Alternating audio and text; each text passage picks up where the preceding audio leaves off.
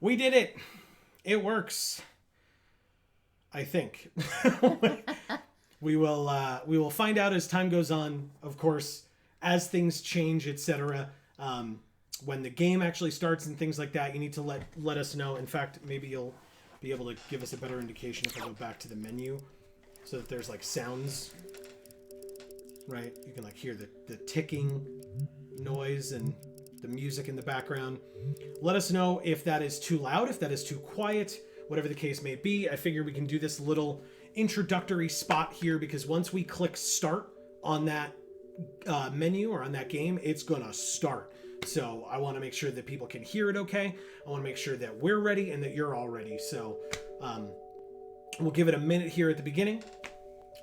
But yes, hello, I should say the thing. Welcome to the stream. And welcome to the lead up to, because it's technically not the month yet, but we're going to be playing this game up until the day of. So welcome to our spooky month stream for, God, I love that that's what it is. For Halloween or October 2022. I hope you're all looking forward to it, because I sure as hell am. I'm very excited to get started with, genuinely, right? I'm not trying to be clickbaity. Genuinely, like, if not my actual favorite game, it's definitely one of my favorite games. But I think it is actually my favorite game. So it might be, like, based on how often you've talked about it. I love it. I just love it so much. I feel like it probably is. Yeah, I've loved it for a very long time, since I was young. I mean, young. I think they said this. I think through like doing the prep for this game came out in 2002. So like, young is a very relative term. I was,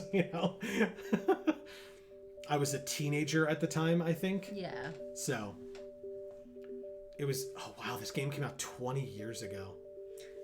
I see that there are people in chat, but I can't see them in my actual place where I normally read chat. Interesting. So it's not updating. Give me one moment. So give us a minute. Oh, I see people. I'm sorry, everyone. Sorry, guys. Let's do that.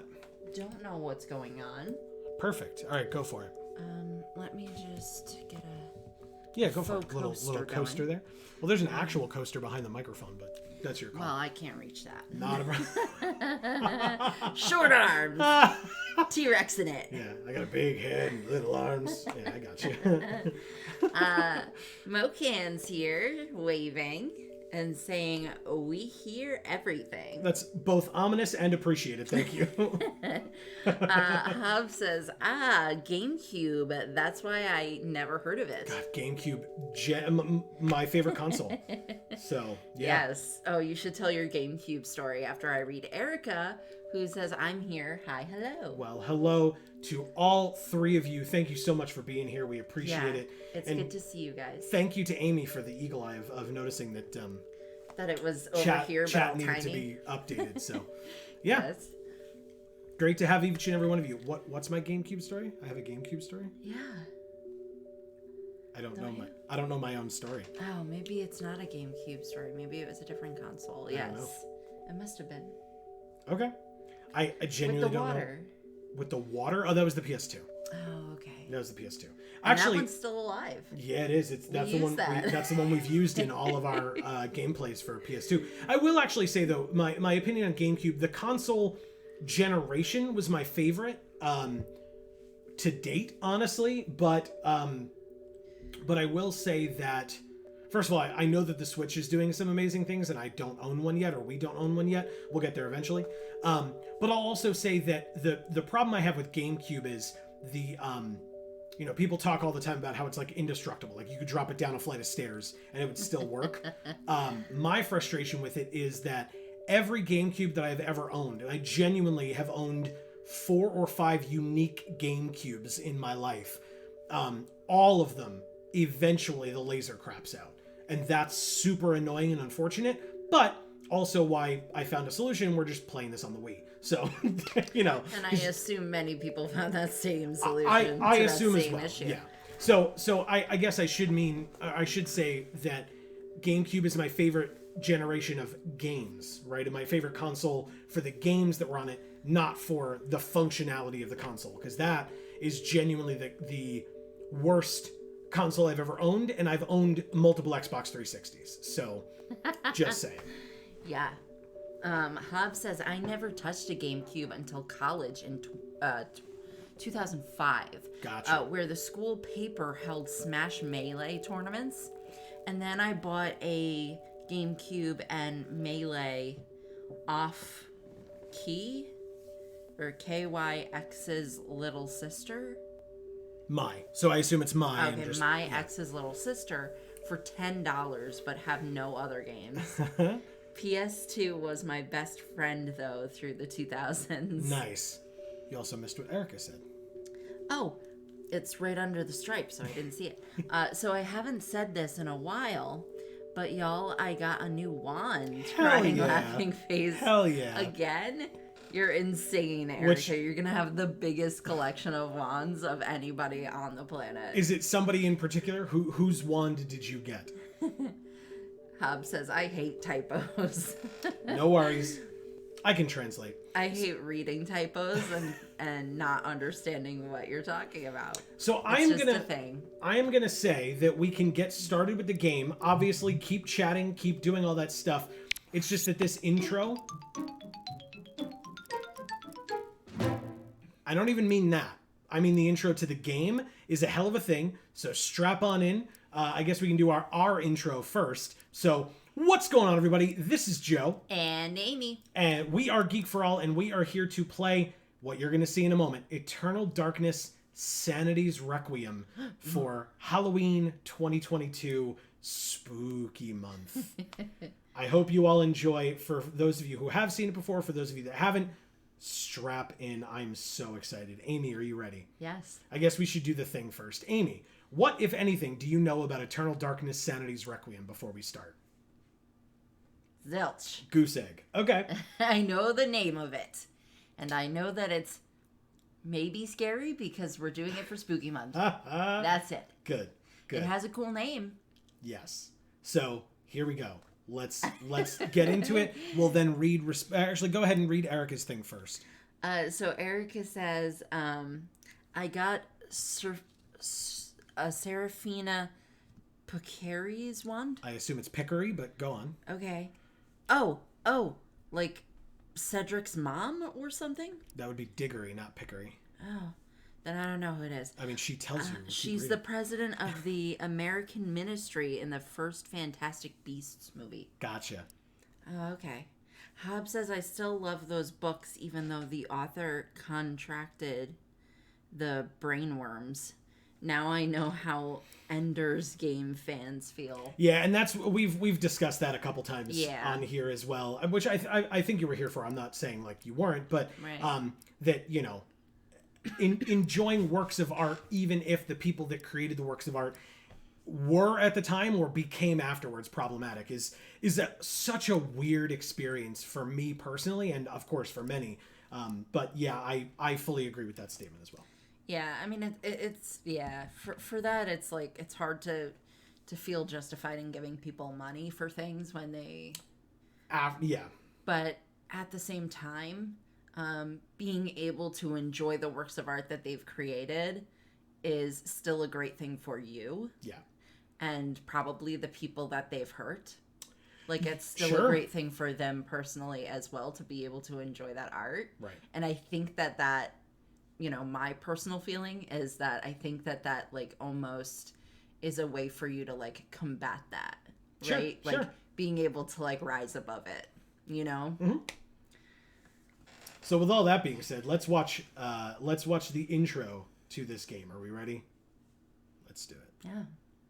Oh, let me just read what Erica says to that point. Sure. Before we hit go.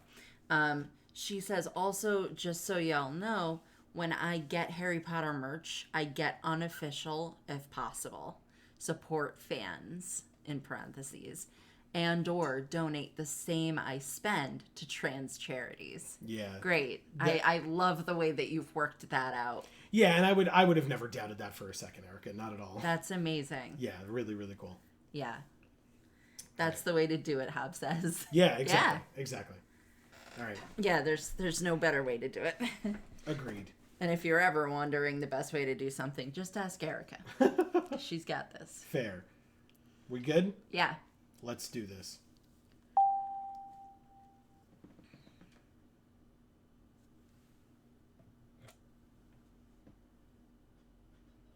Deep into that darkness peering, long I stood there, wondering, fearing, doubting.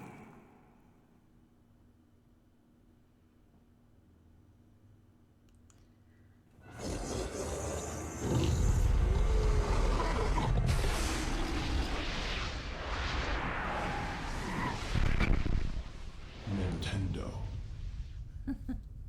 Yup, that was a Nintendo logo, folks. That happened.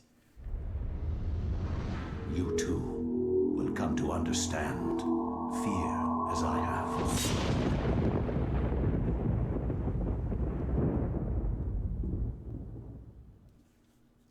I think I read an audio or like listened to an audiobook that was narrated by the same guy. Oh yeah? Yeah. This is gonna be weird for you then. Or has like a really similar voice to that person if not.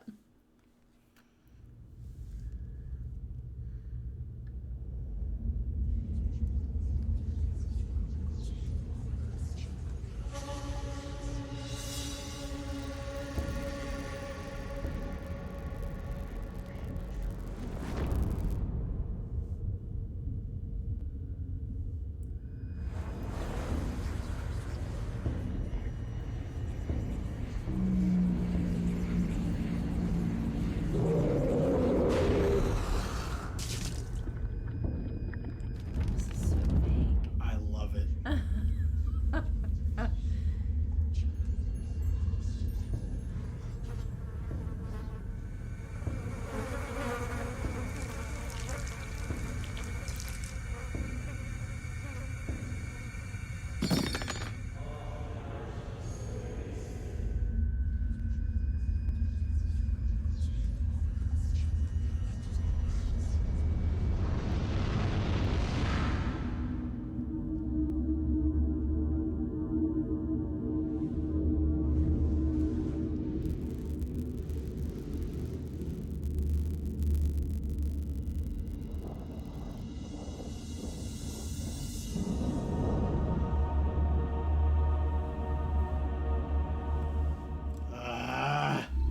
So excited. So yeah, I was right. Copyright 2002. Okay. Okay. All right, let's read what people have to say. Oh my god, I loved it so much. And I want to know what people thought of that intro. Like Amy said, it was very vague. Other people definitely please weigh in as well. Hobbs says, now Dire Straits is in my mind. Raven, Purple Heart. The Raven, because the quote. Yeah.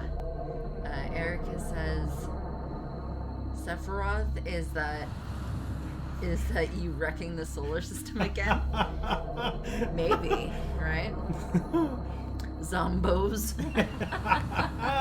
Yeah. Yeah. Let me check the options while we talk. Subtitles are on, I thank felt God. like maybe there was an air of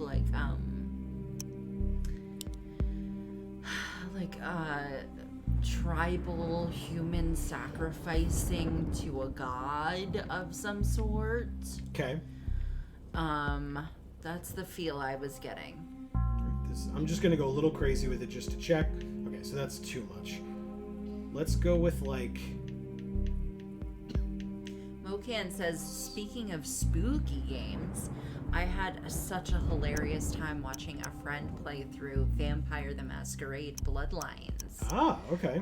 Helped along by the engine running jankily on their PC. The power lines were very angrily vibrating at all times. Wow.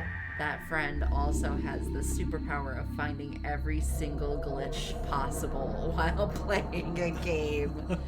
That actually sounds great.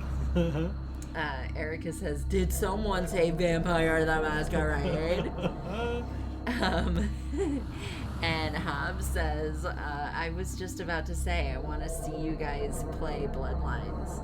Okay, maybe that's something we should do then, because it seems like all y'all would like that. Yeah, I don't disagree. All right, are we ready to start this game? Yes. There is no game file. Yeah, and there is not enough free space. God damn it. Oh. Let's manage my memory card, folks, in front of everybody. Oh. Ooh. Oh God. Oh, I have to like actually go in and do it manually. This is awkward. Oh, I should have done this nuggets. beforehand. Well, God I'll read chat. Damn it. Do I just not have a memory card in here at all? Is that the problem? So Mocan says it would be amazing. And he says, 2023 spooky month, maybe. All right, give me a moment while you chat. I will see what I can go do over there. Hob says, whoopsie doopsie. Yeah, Okay, guys, so what's going on with you all in chat? What are you all up to besides buying wands and being awesome? Just the general stuff. I do have memory cards, so where are they? Sorry about the tech difficulties, guys. Yeah, don't ask me. It's the start of a new stream, so after today, you know. After today, she'll be mine. Ugh. Oh God.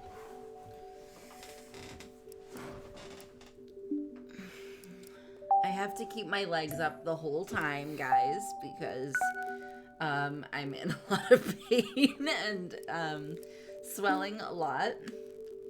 And my voice is very cracky, so I apologize for that as well. But I'm just not doing well health-wise at the moment. But we're okay. It's fine. Yeah. We're moving on. We're getting through it. Hey, look, the cool intro again. I'm going to try to skip it as best I can. Into Sorry. that darkness peering. Long I stood there, wondering, fearing. Haha, I did it. Mocan says the thing that helped break me even more in that playthrough was they played as a Malkavian, the insane family. All the dialogue options and outfits were something. Hob says, my every other Sunday D&D group collapsed, but I joined 2 others that meet a combined 3 days a week. Very Wow, nice. that's so cool. Very cool. Oh yeah, Mulk and Nosferatu are fun, but not the best for a first blind playthrough. Okay, that's maybe good to know if we do end up playing that maybe we try to do a different one. Erica says, I'm suffering health-wise too, Amy. We can do it. Yes, we can. And hopefully this stream can do it as well. Apparently that was not enough managing of the memory cards for the system. No. It's fine. Damn it. Don't worry, we're doing this. Guys. Welcome to, real shit back in the 2000s, man. No. Alright, let's erase Double Dash. Yes. Let's erase... Okay, let's erase Sunshine. Yes. Okay. It's... Sunshine Sanity's Requiem? Yes. Is that what we're playing That's next? the one, yeah. Known spooky game, Super Mario Sunshine. It's got it. Erica says, all I'm learning is that I need to run this vampire game for Joe and Amy by TBH, which is To be Deep honest. into that darkness peering. I'm not good with abbreviations, guys. I'm so old. I just, These damn kids, why can't they just talk real? the extent is like, IDK my BFF Jill. That's what I can do. I think we're doing it. Are we ready? Dave is here and he's lurking and says, Thank you. Heart. Thanks for being here, Dave. We love you too. Hob says, didn't it say it wanted slot B? Oh, all right. Well, then It does say slot B. I should then just be able to, switch them over, right? try to do this. And then weirdly. Erica says, it's okay, Grandma. We love you anyway. Thank you. I love you too. And Marcus is here and says, sup. What is up is that we are trying to switch to slot B. Okay, hold on.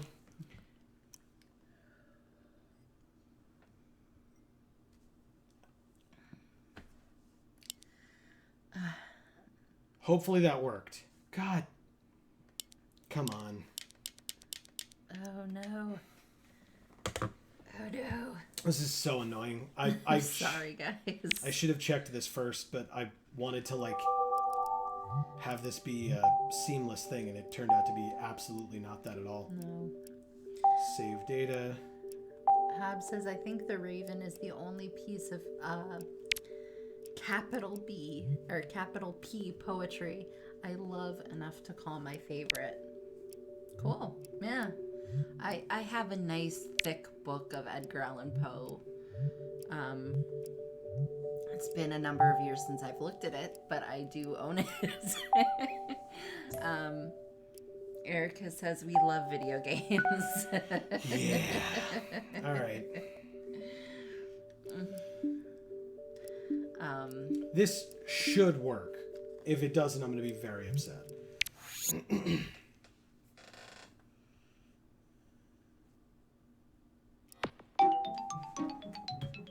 Okay. Nightwing is here. Hello. Well, hello, Nice Nightwing. to see you. Into that darkness peering. They say try taking out one of the memory cards. Yeah. Yeah, we've done a whole Well, thing. I swapped them. No, it's a decent suggestion. Yeah, I don't. That's so annoying. Mocan says after you swapped the memory card over, it was then going on about slot A. Yeah. Yeah, it says slot A right now. Yeah, so.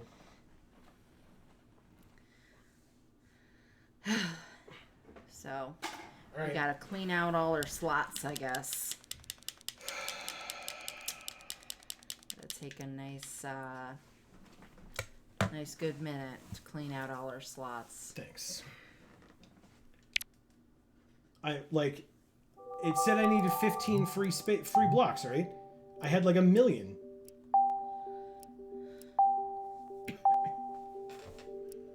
Oh, blocks open is only 5. Okay, so I took out the wrong one, is the issue. Okay, let's try that then.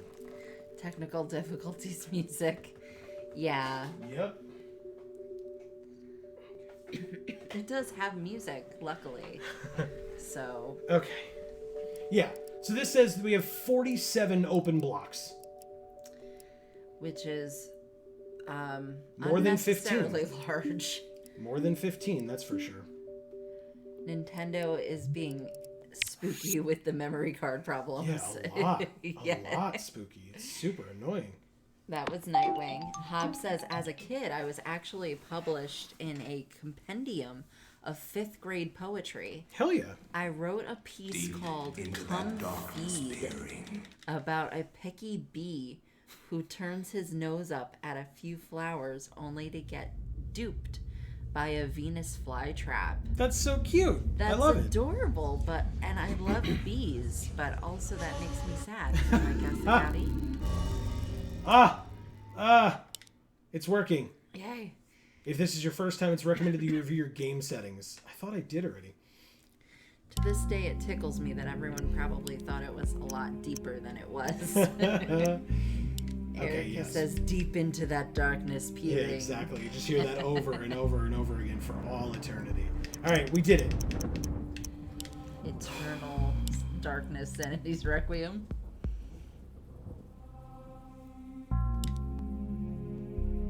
Come on, baby. Work for us. I think so. Yes! Okay. We're in. Flesh, bone, bound together with the oddest magical incantation. This wretched book is where it all began so long ago. Before time, before humanity.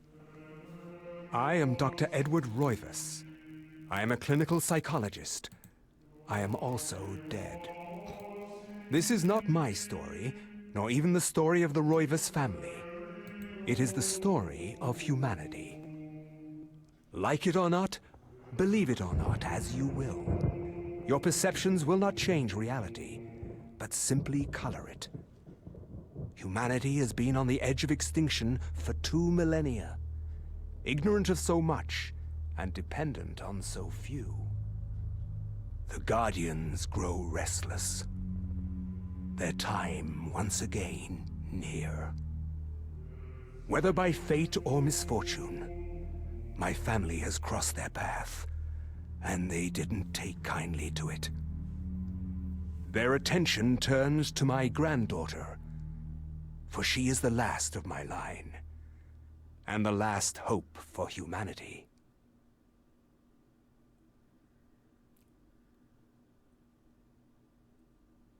I still don't know what's going on.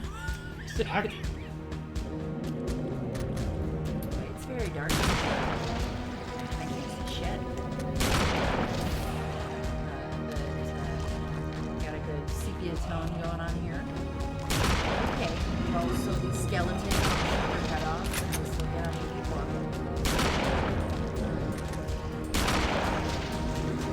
That ain't cool.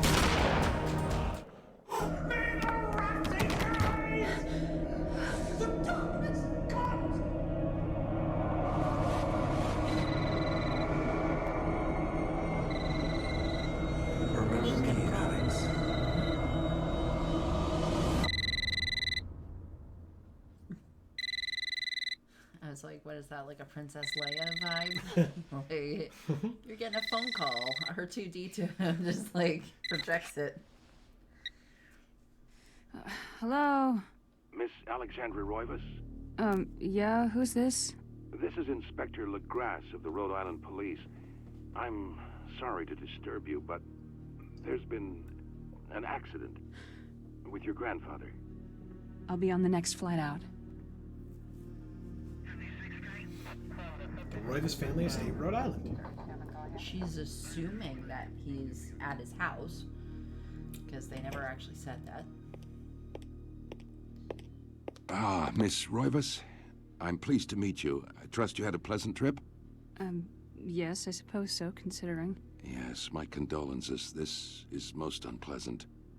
It's a shame we couldn't meet under brighter circumstances. Yes, it is. Can we get this over with, please? Of course, this way. But I must warn you, it's not a pleasant sight. Yeah, you've said that like multiple times now, so. I'm afraid there's not much to see. Oh, okay.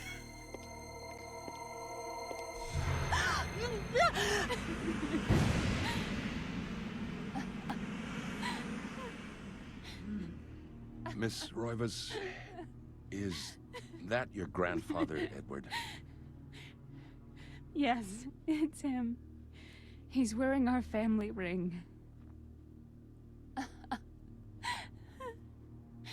I don't understand. Coffee. Why are you showing me this? Can't you check dental records or something? What is wrong with you? I'm sorry. It's my job, lady. You're the only living relative, and no, we can't check dental records. There's no head. Ah, none of this makes sense. There's no sign of intrusion, and there was certainly a lot of force used here. I have never seen anything like this in my 20 years on the force. We have no evidence except for the body, and what's left doesn't say much. Ah, we don't have a single clue. Well, you better find out who did this. I am not leaving Rhode Island until you do. There must be some clue in this old mansion revealing what happened. I want answers. So do I. I wish I had some. But I'm too busy drinking coffee. 2 weeks later. So I'll read this after we catch up with folks. Oh, geez. Where am I with this?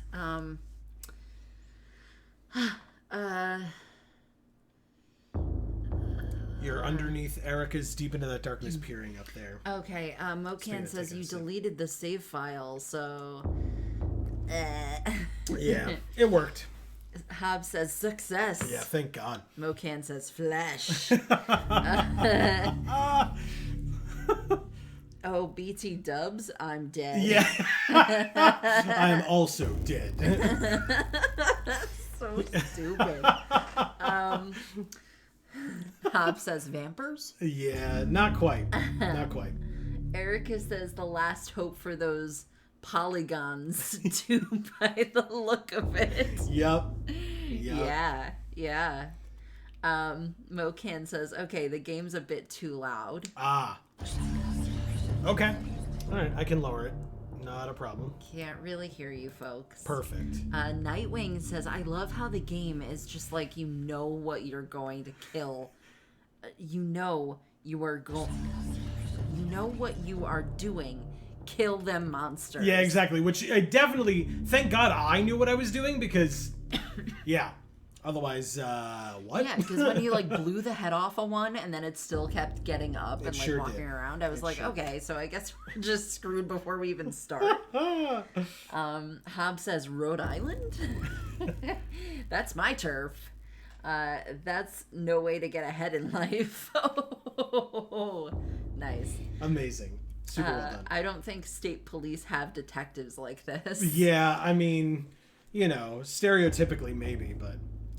And Erica says, oh, hey, it's Jennifer Hale. Yeah, I listened to it. I didn't know back then when I originally played this game, but I'm listening and I'm going, I 100% know that voice. So thank you, Erica. I appreciate it. So I'm going to need more water before we can start again. Am I getting it? Can you? Will you? Sure. I love you. Yeah. Thank you. We should have just brought the thing out here because if I have to keep getting up, that's not really going to be conducive to the stream. Ooh. Yep, that's what I'm talking about. Erica says Jennifer Hale continues to just be in every video game. Good. I mean, her voice is amazing for it.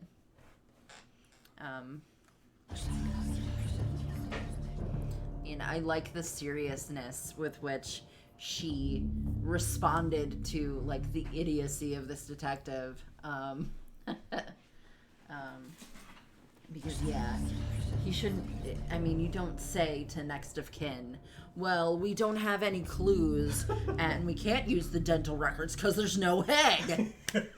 Like, you don't fucking say that to her, you idiot. It's not even that. It's the fact that he was like, it's my job, lady. It's like, holy shit, Yeah, dude. It's like, chill. You need to back off. Hav says, this is charmingly late 90s / early 2000s realistic graphics. Yeah, of course. Yeah. Big time.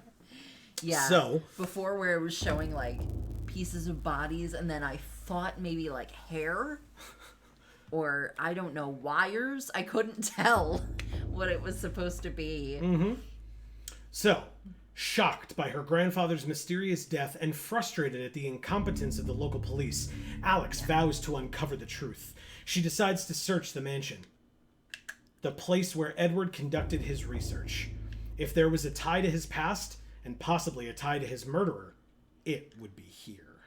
Well, it's a good thing she saw how he looks first, because I'm sure what she's going to encounter now is just going to continue the craziness.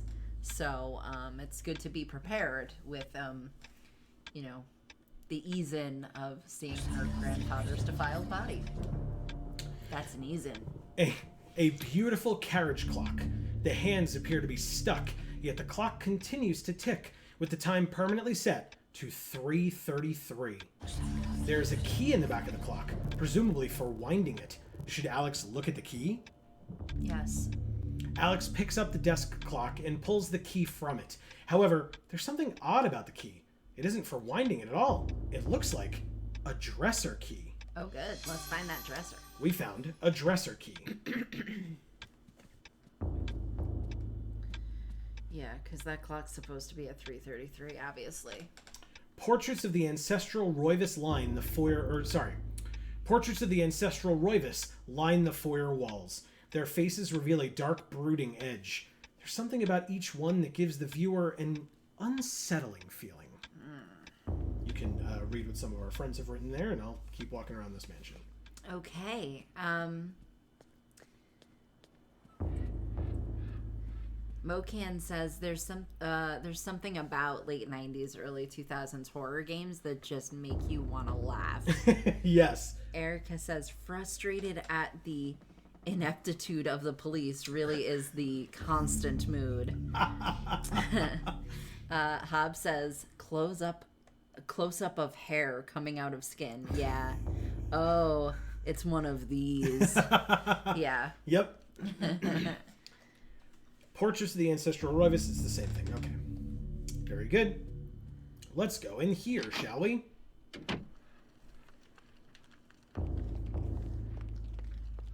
So first, there's this. A wooden plaque is fastened to the door, taking the place of the lock. A colored sigil is carved into the wood above a wide slot. The slot is just wide enough to insert a narrow blade. Oh, okay, so this is not where the dresser key goes, clearly. No, and in fact, if you look, there's even a sword pictured on there that, would go in. Yeah, see, if it was nowadays, right, which clearly it's not, because clearly it's late 90s, early 2000s, but if it was nowadays, I would take a picture of that with my phone, Mm-hmm. and I would ask Google what that sigil means. Yep. And Google wouldn't know. No. All right, so this is a little kitchen-y area. There's nothing over here, it seems. So... Or lighting. I Just- mean, that's everywhere. Yeah. It's a horror game, Amy. You're supposed to be, it's hard to see, so you're supposed to be scared. Well, but it, I would think that were a clue. Mm. The fact that there's not adequate lighting in any room would be a clue. Okay. A grand piano stands here, awaiting the hands of a decent musician. Unfortunately, Edward really never lived up to that description, and as such, the piano fell into disuse. She could play it. Oh god. There's a run button. I know there is. That's a punch. There's the run button. I figured it out. Just gonna move this along a little bit. The illustration features a collection of strange lined designs related to each other in a cyclical manner. There appears to be some significance to it, but it isn't particularly evident. It doesn't say it, but I'll say it. Yet. Right. Oh. The table is set for one. Alex's grandfather. Edward's private nature meant that he never had many visitors, and this is the lonely evidence of it. Okay, you can read what our other folks have written. Okay.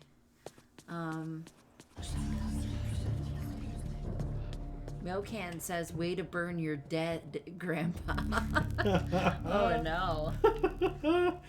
Yeah, I don't, Oops. This door is locked, Oh, by the way. okay.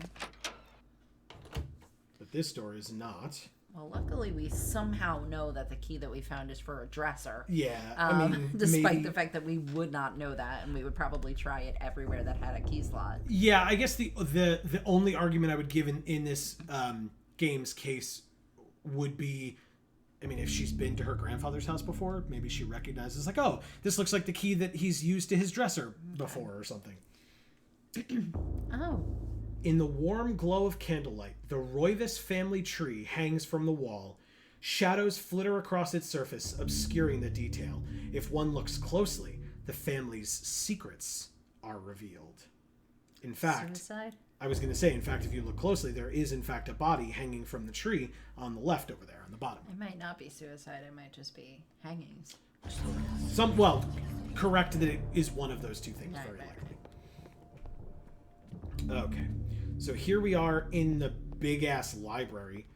Which is pretty rockin', Right? I gotta say. Yeah. I mean, this is not the circumstance that you want to enter this rockin' library and appreciate how rockin' it is. No. But it is. Yeah. Here's a desk. Oh, can't even... Okay. It just lets us kind of look at it. Is this just the same? Yep. There's another clock, so maybe there's another key. This looming grandfather clock seems to stand ominously in the corner, gazing on this empty room with an almost patriarchal air. Use left and right on the control stick to adjust the clock's hands. Should we adjust the clock's hands? Obviously, if it's telling us we should. To what time? Do you remember? 3:33. 3:33. It's the time that we were called as well, by the way, if you recall. Oh, I did not. Yeah, that's what time we woke up to the phone ringing Okay. in our room. Hobbs says we all know what flowers represent in paintings. Do we? Also, did you see that? Yes. The bookcase over here opened. Huh. And so here we go. Now we're skulking. Well, that was my choice because I was going slowly. This is a wooden corridor. Mm-hmm. This wood appears to be old, unfinished. Untreated and stuff, yeah. Yeah, possibly even slightly rotten.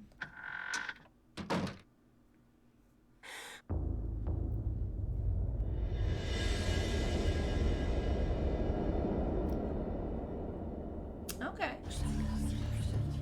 Now, there are multiple things in this room. Good. Looks like we've got a glowing clue over here on the desk, but maybe we'll come back to that one.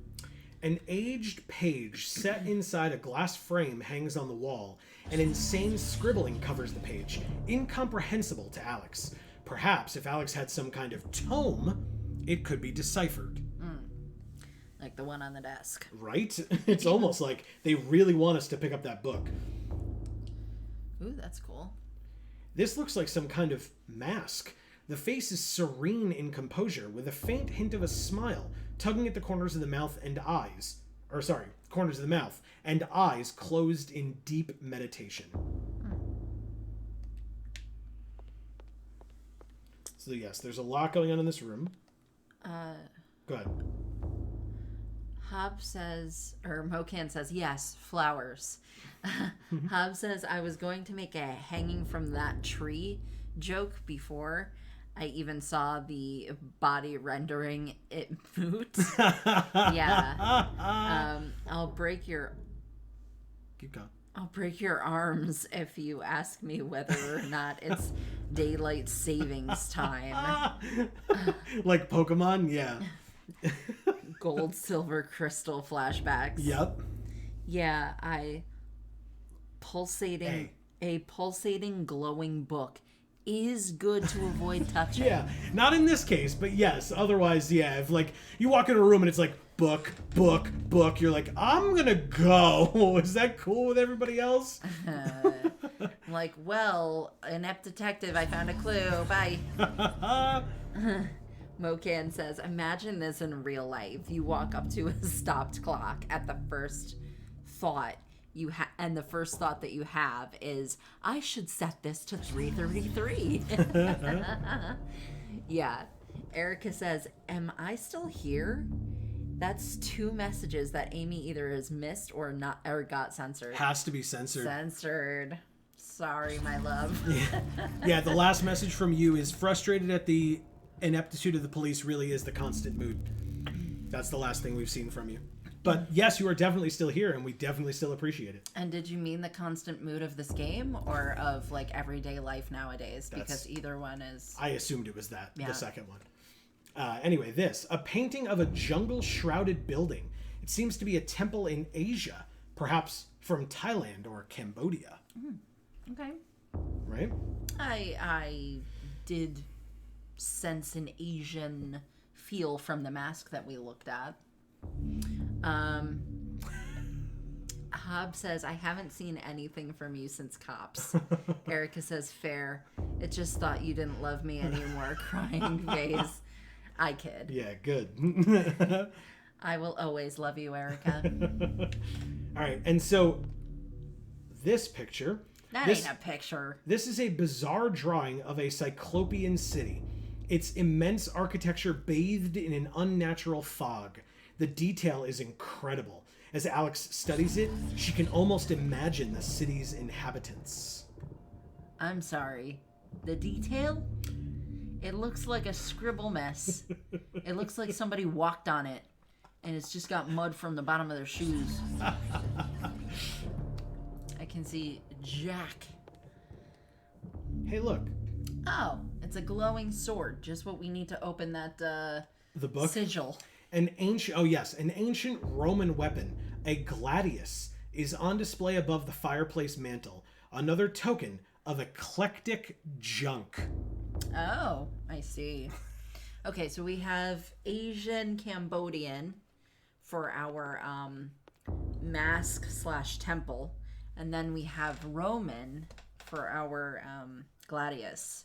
So let's see what's next. A diabolic drawing of a stack of human bodies. That's what that's supposed to Yes, each one cemented into place. be. I don't think so. What twisted psyche could have executed this drawing? Though disturbing, it is meticulously rendered down to the subtlest detail. The precise anatomy of fractured bones and the convolutions of spines and ribs entwine into a mesmerizing sight.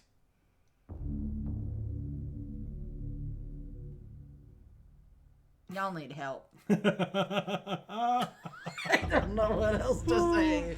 By the way, for folks who are unaware of this game, all of these things are relevant and will come into play at some point in the game going forward, just not necessarily tonight. Just saying.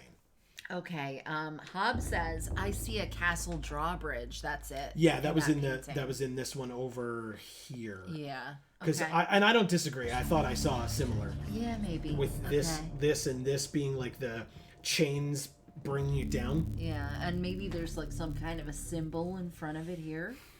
This here. Yeah, something like that's that. for like star looking thing.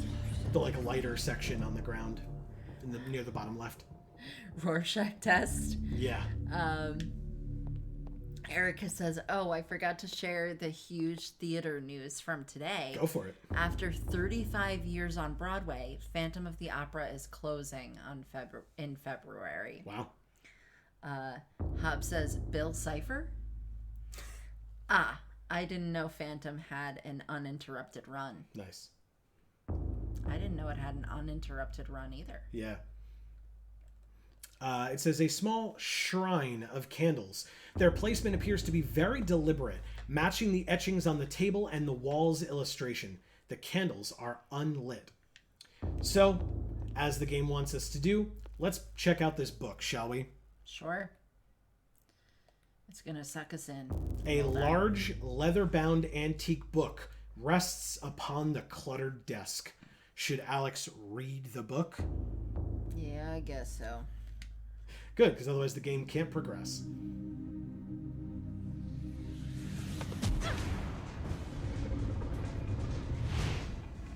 Is that a leech? Oh, hello. Not exactly. I had no knowledge of what was to come, nor did I care. How the knowledge changed me, it will also change you. As you read this, you will come to learn fear as I have. You too will come to understand, or you will perish. And so, I mean, To you think already perished. That So. once I could not see beyond the veil of our reality. no, you're not. That's not the grandma. To see those who dwell behind. My life now has purpose, for I have learned the frailty of flesh and bone. I was once a fool.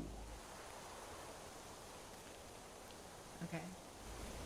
These look like. Viris Roman quies soldiers. candam est, viris conservandae. Facusatis aquae sumat, et animus eorum confirma. Pugna huis, dia sit modo prima multarum, si inceptum conficiamus. Quam primum, Centurio Augustus. I would like to compliment you once more on your battle tactics. Our enemies did not have a chance. Do you believe that it really exists, Centurion? I do not doubt our Emperor's beliefs, or his orders. But if we are to retrieve the artifact, then we must be strong and patient.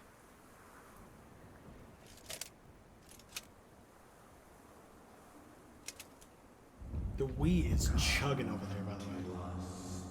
Pious Augustus. Oh, shoot.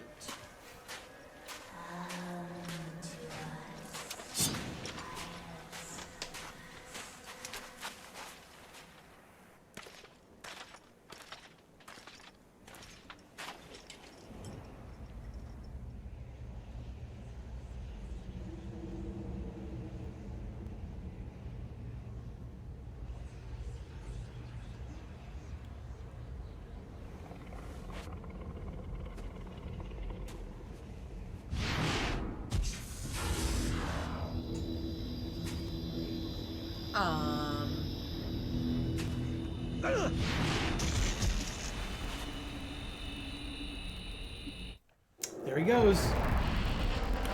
I'm sorry, what? Mm-hmm. He was teleported.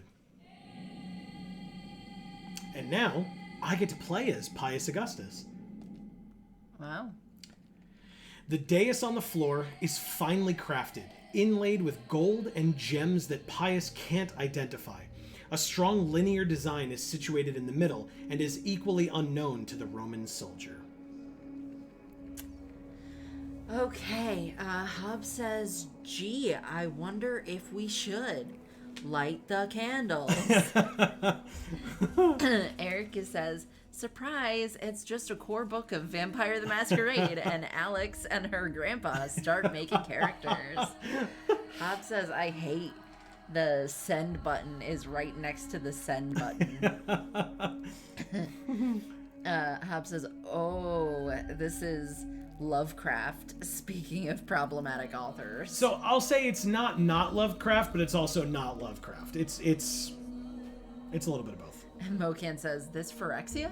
Hab says, I'm sorry, the walks. Yeah, the it's not, it looks like he's about to fall over or that we're playing Quap. Like any second. Yeah, and there's like a crying, smiley little cat face. And then Erica says, more like bias. Yeah. By the way, that's what I was laughing about before. Amazingly done, Erica. I love it. That's hilarious. And Hab says, send button next to period. Gotcha. Okay, Yeah. that makes more sense. Yeah. Wow, I'm tired. No worries. Yeah, join the club, man. Yeah. We got you on that. The decorations on the wall are a mixture of ancient cultures, civilizations that have long since turned to dust. Perhaps this dungeon is all that remains of them.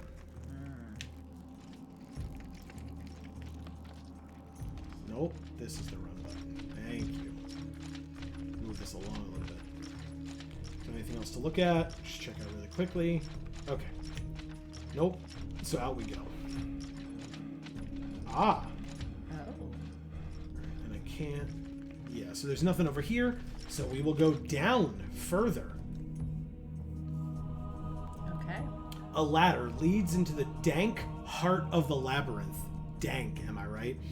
Danger lurks beneath, yet Pious's courageous resolve does not buckle.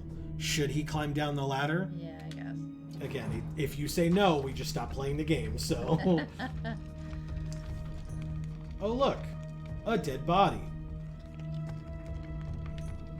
Anything that we can look at on the walls? No. Oh. There's a box.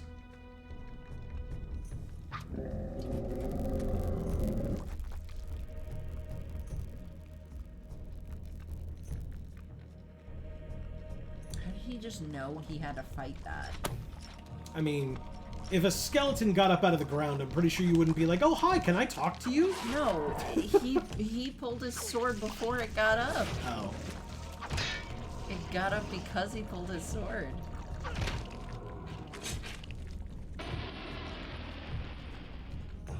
Oh. Interesting. I guess that's that magical glowing sword we saw earlier, because Jesus, apparently these skeletons completely deteriorate from being slain by it.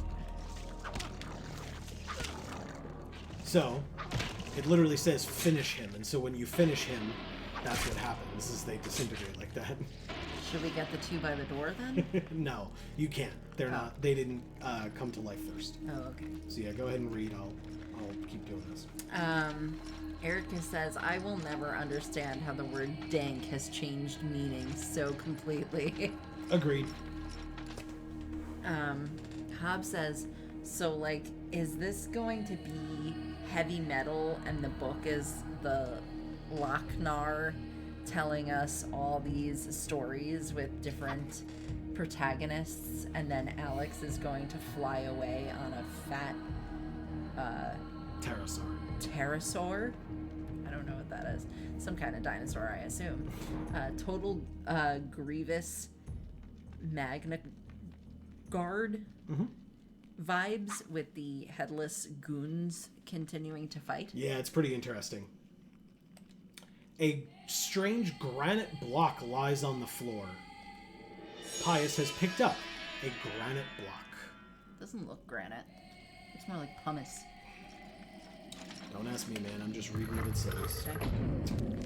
Hey, guess what? Oh, more friends.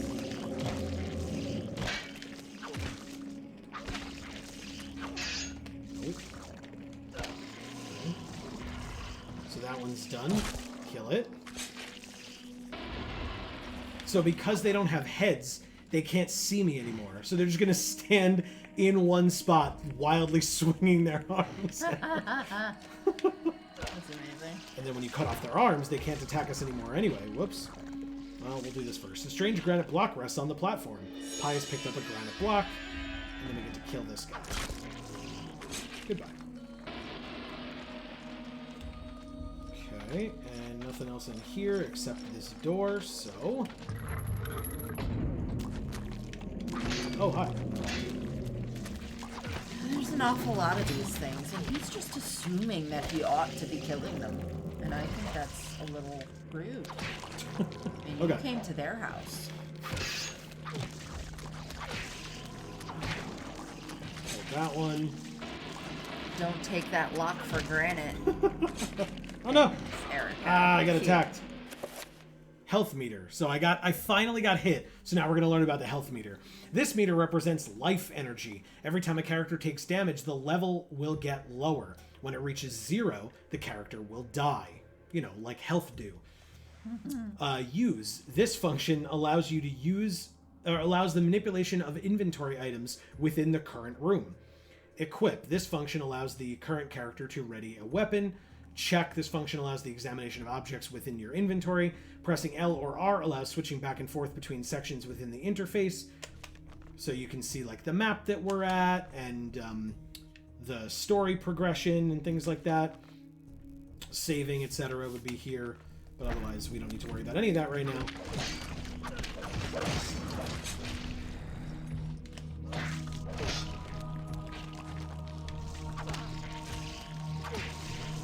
We'll just kill them.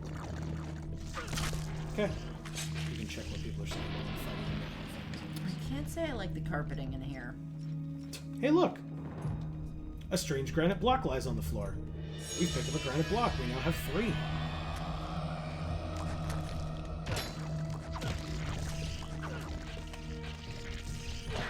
Okay. Die. Alright. Now we go down again. Okay. Let's see.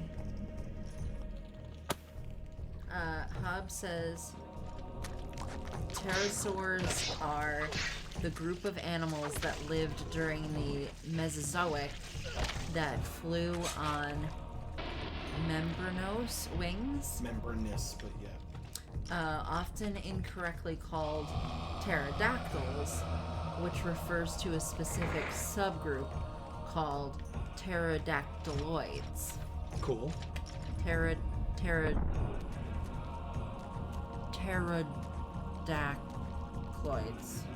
I think I added an extra syllable to that one a second ago. Erica says, Amy, here's a white man and part of the Roman Empire. We're lucky he hasn't just decided he owns all of this. Fair enough. Fair enough. Okay, I got attacked again. God damn it. Hob says, or a species called Pterodactylus. They are not dinosaurs, but of the prehistoric animals usually confused with dinosaurs, they are the most closely related, actually being archosaurs, like dinosaurs and crocodilians. Crocodilians, like crocodiles? Okay. That's a lot of stuff. Whoa. That's a lot of stuff. Here's a new room that we've just entered. But thank you for that, Hob, because I did not know any of that. Oh god, more fighting to do. But also... Hey look, a strange granite block rests in the middle of the dais. Shocking. We picked up the granite block. And now, I wonder what goes in this hole. This wall is prominently decorated with a strange lined symbol carved into the granite. Cut into the wall is a square hole lined with scratches, as though something has been removed from it. Put a round peg in it. Yeah, in the square hole. So we put the blue one in, and it lights up. Hob says this has been rants from the paleo nerd. Then we use the red block in the red hole.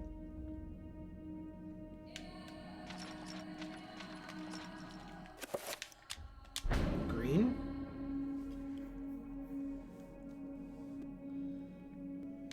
And obviously, as we just picked it up. Whoops, why would I do that? Damn it. I almost did it perfectly, but here we go. The purple. Is like an overly sexualized fairy gonna come out of the center and give us some kind of power? Nice. Or item? So we missed it, but that door back there was blocked off by bars when we were over there before, so we couldn't get through it, but now we've unlocked it. Just checking that there's nothing else in this room of consequence.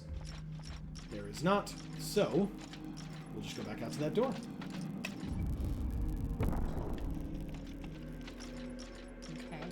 Oh, there's like a fog in here. Yes.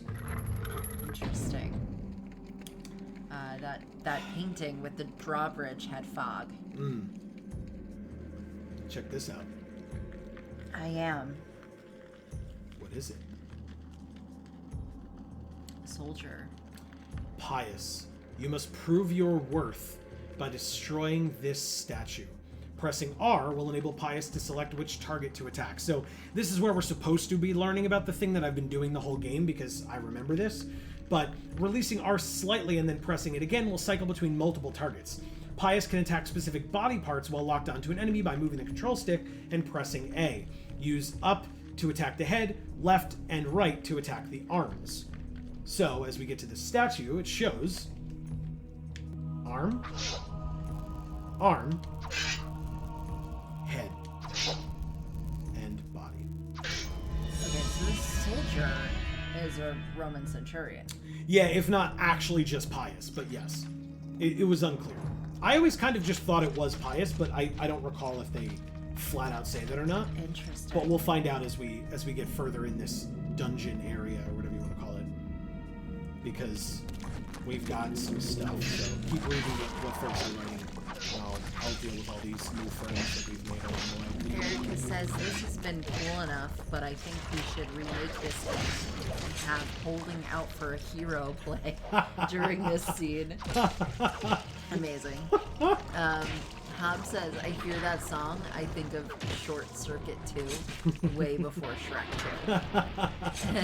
2. Slashing damage versus rock. Very smart. Yeah, it does wonders for our sword. Also hate Sen being so close to backspace on this phone. Amazing. Lovely. Alright, so nothing to examine here, so we'll just go to the big fucking glowing thing over here that they obviously don't want us to go to. Nah, man. That ain't it. A button attached to a small pylon softly illuminates the room. A bizarre energy seems to radiate from it. Should we push the button? No. Too bad. Again, otherwise we gotta stop playing the game. So the door closes, and this happens. Because the last time that we entered into a circle of like raised stone pillars. Nothing bad happened to us. So we're just gonna do it again. Yeah. And we're gonna get teleported again, but not back to the top, to this. Now, whereas all those other things weren't really choices, right? It was like, are we gonna do this, yes or no? This is a choice, Amy. Oh. And I need to know what you choose. Oh boy. Oh no. And so the question is, red, blue, or green? Oh, we just choose. We don't go up to it and try to get any indication of Let's makes see. sense to pick. Let's see. Shaped like a delicate dome, a pale blue statuette floats gracefully above the pedestal. Should Pious claim this artifact? So you're right, we can look at each one individually. Okay. So this is the blue one, pale blue, it says. If we look at this one, a strange sculpture resembling a red clawed worm mysteriously floats above the pedestal. And an effigy resembling a warped angel shaped from dark green emerald hovers effortlessly above the pedestal. Oh boy. Am I allowed to ask chat what to pick? If you want to, sure. Okay. What do you guys want? Do you guys want the, like, dark angel? Do you want the giant worm that it seems like Alex saw when she opened the book? Maybe.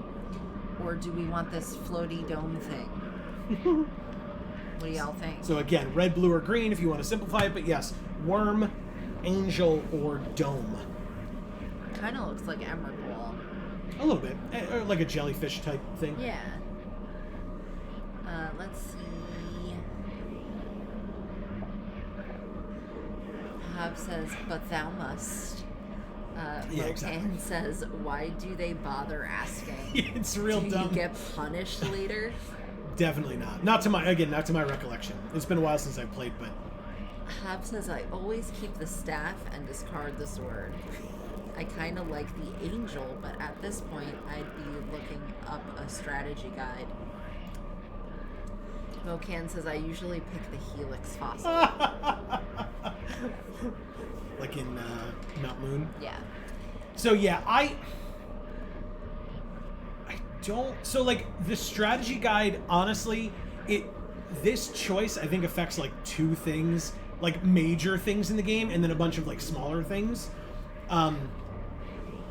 So guys, do we want to be part of the Fire Nation, or are we gonna be Water or Earth? Is that what you're Yeah. going with here? What do you guys want? What do you think, Amy? Like, I obviously want to hear what other people think too, but give me your. Well, see, it's hard for me because I'm Gruel all the way, and we have both red and green here, which makes me feel like we should go with the dome.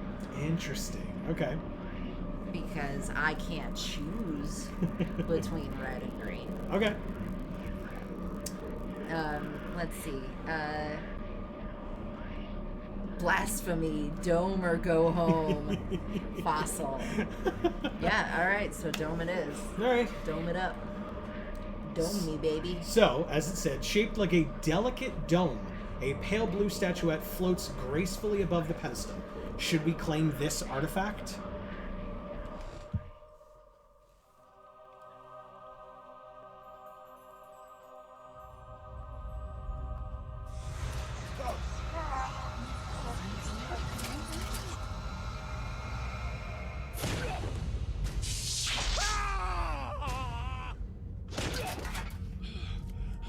Did we open the Ark of the Covenant? Not quite.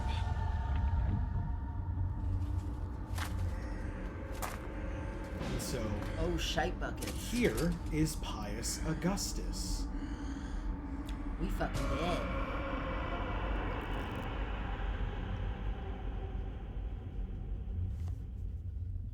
Eons have passed since then, and I have learned much. All at once, I understood. The forces of the multiverse all made sense under the transcending power of Ulyaoth. No mountain too high, no city too far. Face me, and you shall surely perish. Alex has acquired the Tome of Eternal Darkness. No thanks. Can we get some eternal light or No, that's eternal ridiculous. ice cream or... Don't be ridiculous. But now, this sword makes a lot more sense, doesn't it? Yeah. It's Pious's sword. Or Pious Augustus's sword. But also, this paper. It said that we couldn't take it unless we had a tome to help decipher it. Right. So before I pick up this paper, feel free to read what our friends have written. Let's see. Mocan says, I hate the choices that don't tell you any information. Mm-hmm. Same. Mm-hmm. Hobbs says, I do like that color best, but I like the shape of the angel better. Oh, he did. Oh, it made sense. Did it? Did it? Care to explain to us? Yeah. Darkness. Mocan says, can I refund this eternal darkness? I would love to. Yeah, not quite. So yeah, the choice there basically was because Pious said, since then I've learned much from Ulyath. So Ulamog. So now you know, like, Ulyath would not have been what he would have said if you had picked red or green. It would have been different names there. And again, there are different things that it will change throughout the course of the game. So it could have been Kozilek or Emrakul. Strangely, but it wasn't. Strangely, with the Tome of Eternal Darkness in her possession, Alex can read the page. It is a chapter page from the tome itself. I'm not even going to ask, but she takes the chapter page. Alex has found a chapter page entitled The Binding of the Corpse God. Okay. And so... a god of corpses might need to be bound. And so, if we use it, we go to the next chapter. I cannot say what was the true beginning, nor am I sure of its end. So perhaps here is the best place to start. I am reminded of ideas I first encountered in Sir James George Fraser's book, The Golden Bough, a study in magic and religion. We are overwhelmed by a very human need to weave a web of meaning where there may be none. Since time immemorial, ancient peoples have dressed up their lack of knowledge as gods and demons. I have discovered that sometimes the fates of gods and mortals intertwine, and legends are born. Angkor Thom region, Cambodia, 1150 AD. Oh, I thought it was Anchor. Thy time is done, great ancient. Forever in shadow will you be master of chaos, and to fade to nothing in obscurity will be thy fate. My master has planned many millennia for this day. It is the true chaos of all things that you now must be entombed amongst the beings of flesh and bone. You have a great monument here, Mantarok. It is a pity that no one will ever recognize it as yours. May the darkness claim thee, crawling chaos and damned beast. No longer will thy reign be kept over the ancients you have kept imprisoned. Is that Jabba? Thou hast seen the last of this world. It's that thing you thought was a leech. Oh. But it's got faces, like eyes and mouths all around There's it. like eyeball pools. You go swimming. It's like dropping pieces of the ceiling into its body. Wow, that's mean. Why you do that? Did you like My that thing? worm. Not even these mythical fables can keep me amused. There has to be something to do around here.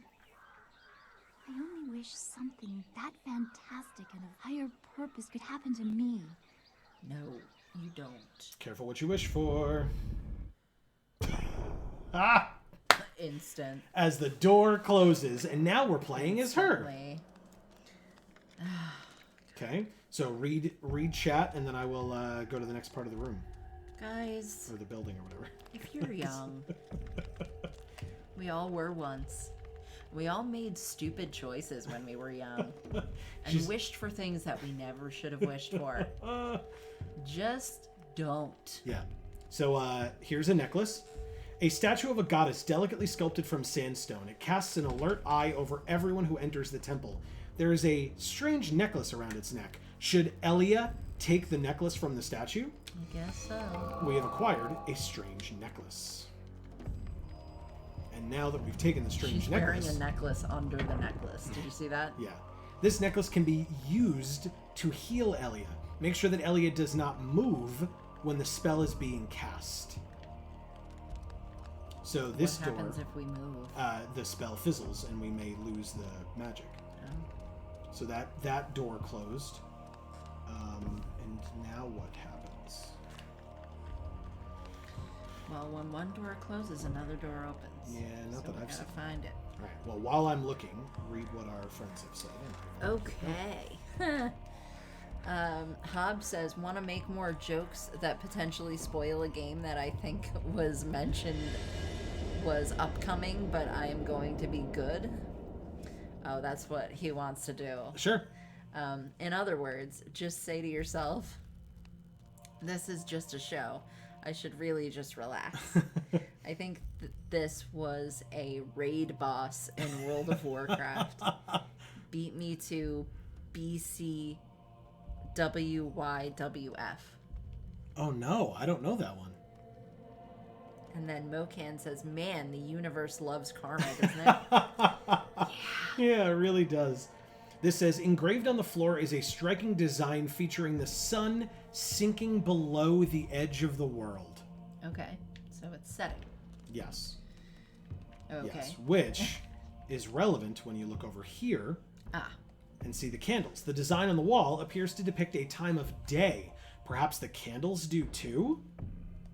Remember that for later. It might be important. Very subtle. Hey, look, we stepped on that thing. Oh, cool. God, I'm so shit at this. I gotta try. Keep reading. I'll force my way through this. Oh, God. Hobbs says, I mean, I'm roasting the execution, but conceptually, this is really cool, and I probably would have eaten this up had I played it at the time. I'm telling you, it's my favorite. It's definitely my favorite. Be careful what you wish for, is what those letters meant. Oh, I see. Then yes, absolutely correct. All right. Okay, I'm gonna dodge. Why is her butt cheek out? Is that really necessary? 100%. Oh, well, we're trapped. Ooh, this skeleton has muscles. When located by creatures, He's swole. a sanity loss occurs, Oh, shit. causing a decrease in the level of the sanity meter and the character to pulse green. Beware. Sanity loss affects perception and eventually health.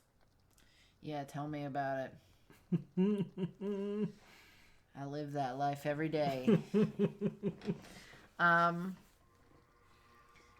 Fuck. Alright. I guess. So if you look quickly, and then you can go back to that when we fight, we glow green. Oh god. So this meter represents a character's sanity. Every time he or she meets a monster, his or her sanity will get lower. The lower the sanity meter gets, the more the character will hallucinate. Oh. Cool. So yeah, go ahead and keep reading, sorry. Okay, and right now 2 candles are lit. So in here it's a different time of day. Oh god. Yes. And there are also sun decals on the floor in this grid. Jesus! Performing a finishing move on a creature recovers sanity. Oh, nice. Okay, So now the door opens, by the way, now that he's on the ground. And the finishing moves look different for every character that we play as. good. Oh, good. Also, Another necklace. a bronze necklace sits atop an ancient clay urn. We have found a bronze necklace. We're gonna have a huge necklace collection. The design on the wall appears to depict a time of day. Perhaps the candles do too. Y, A, and X to light or extinguish the candles. So, if we... Can we not... Yeah. So what are we going to try to extinguish? Okay. No, you light the one that corresponds to where the sun is in the sky. So, now it opened part of the way. And now it shows us that that door also opened part of the way. And also, as we see here, engraved on the floor is a striking design featuring a brightly burning sun. Okay, go ahead. I'll keep doing this. There are 2 suns. I see.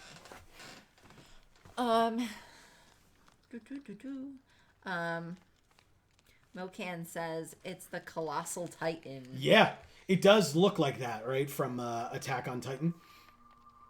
Oh, God. Hob says, I think we all know the answer to why that cheek is out. Mocan says, it is one of these games. Yeah. Oh, God. Sanity.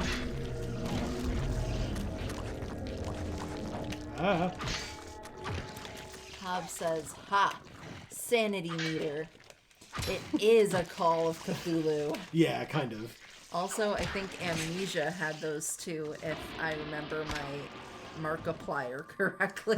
Alright, finish him as well. Get my sanity back. And then last but not least, finish you off. Mocan says, how does one set up doors that open when you light and snuff out candles? Right. Also, how are they still burning?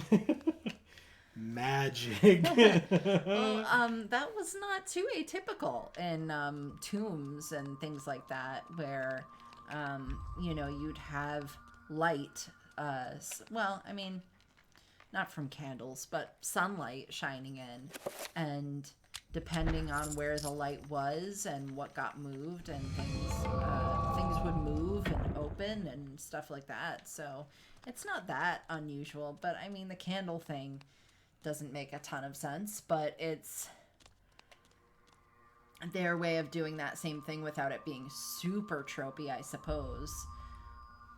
Engraved on the floor is a striking design featuring the sun rising above the edge of the world. So, and then the candles depict the same thing. The design on the wall appears to depict a time of day. Perhaps the candles do too. And they do. Whoops, sorry. Stop doing that. But also, if you didn't notice, that other necklace that we picked up, I put it back on the statue so the door would open. Because when we removed the necklace from the statue, the other one, the door closed. Okay. So when you put a different necklace on it, it still reopens the door. I gotcha. I'm dodging these things on the floor. So it's like when you're trying to decide what to wear in the morning. And you put on a necklace. Totally. You're like, oh shit, that doesn't work with the outfit I chose. Now so you gotta put on a different necklace. Now this is a green zombie. Oh, it just straight up already died from me just cutting its head off. So goodbye. Okay. Easy enough. We got shot with like a dart or something. What? We also got shot with like a dart or something. We stepped on the thing on the floor, which triggered a trap, but we didn't get shot. It shot behind us. Because we checked for traps. And now, if you look, engraved on the floor is a striking design featuring a starry sky filling the heavens. So in other words, the sun is like in the little corner. The sun is not there. The design on the wall appears to depict a time of day. Perhaps the candles do too. And so then we just extinguish and extinguish because it's nighttime. And then the door opens the rest of the way. And we zoom through and the other door opens the rest of the way as well. And so Mocan, it's not like is it Mocan or is it Hob? But yeah, Mocan.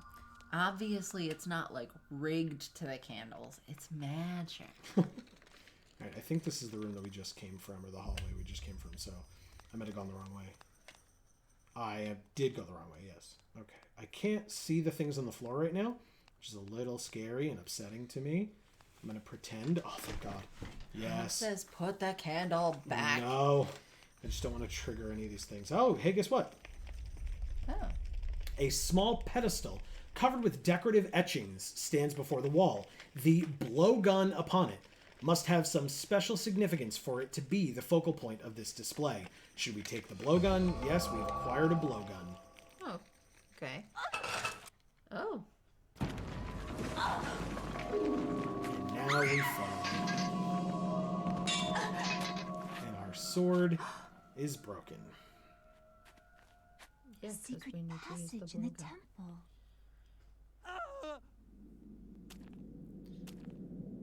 Sorry, dudes. They're screaming. They don't want to be gross. He's poisoned. See, because he was blue and now he's part green as well. Could you just...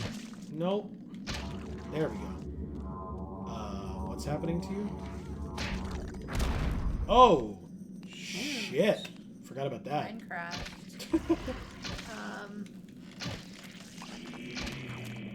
Rokan says, I don't get why fantasy settings always have lit torches in locked rooms and tombs.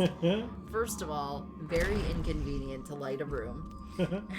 You'd use a brazier. Brazier. Mm-hmm. I was like, brazier? Yeah, a brazier. We use a brazier to light the room. Use a brazier.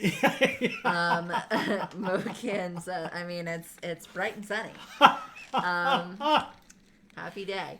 Moken says, secondly, they'd burn all the oxygen in the room and snuff themselves out. Again, it's magic. It's magic. All right, so we saved this dude, so let's talk to him. The guard is grateful for Ellia saving his life. In return, he offers his services. If Ellia brings him a weapon that has been broken, he will repair it as a gesture of thanks. Oh, it is Zelda. But then when he repairs it, it's like the shittiest workmanship, and you can't get a refund. Trust me, I tried. Go watch our Zelda playthrough over on Video Games for All. Do you want to repair Ellia's short sword? Hell yeah, I do. The item has been repaired. Yay. I don't have to become Karen in this one. And so now we can go back and equip it. And that's it. Now what? We go over here. Don't step on that thing. This thing. Cobb says mood lighting from writers who don't know how fire works. That's it. I triggered a trap, Amy. Yeah. You can keep reading. Put a rock in it. No, that doesn't work. Just have to. Okay.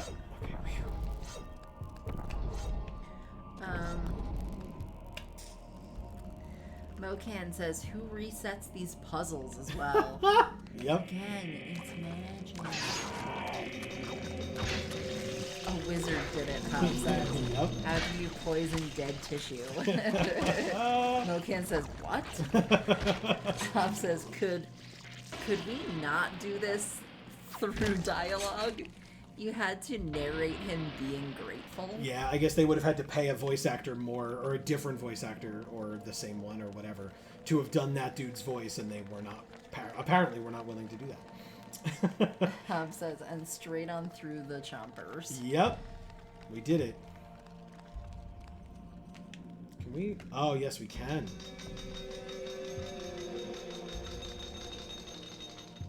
This mural depicts a skeletal demon befriending the ancient Khmer people by denouncing one of their fertility gods. How is that how you befriend the people? Pretty sure they love their fertility god. Maybe. Alright, so we do that, and then, I guess, is there another mural over here? No? No, I guess not. Okay. Is there anything to look at with these things? No?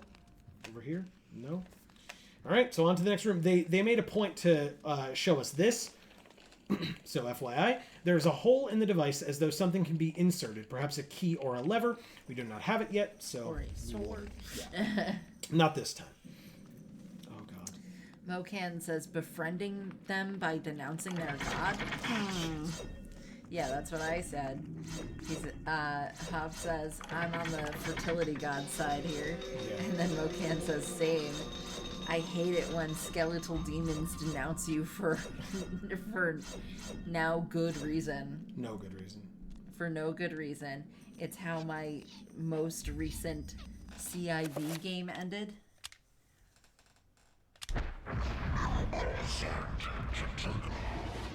Heal us. because I really needed it. We were literally limping around. Oh, Jesus.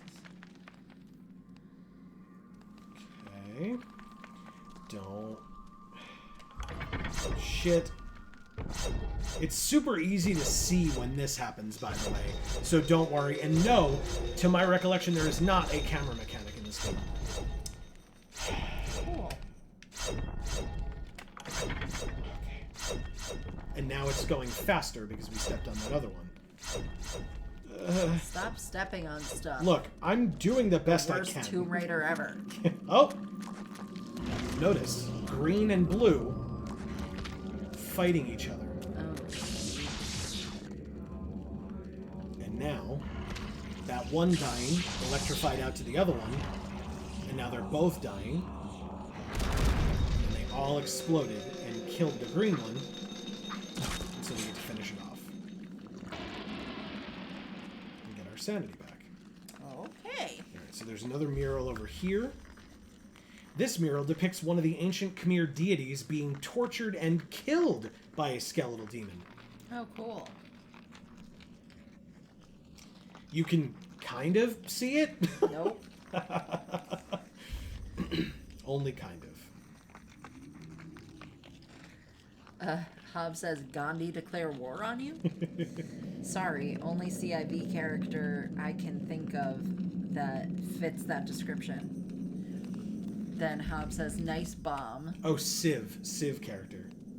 Oh. Civ meaning civilization. Okay. There are civilization games. Oh, here we are, Amy.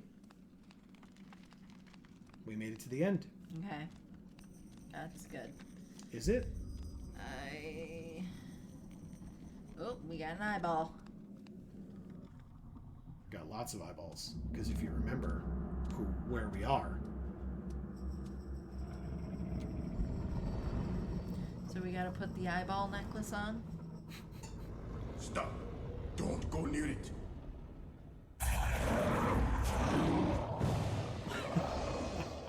Apparently it wants her to go near it. Yep. So, you are reduced to feeding on flesh and bone, Mantarok.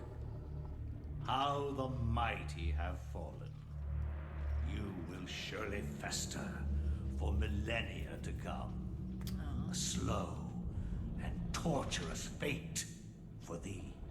You had best leave, young fool, or you will find yourself as food for the dead god. She just walks away.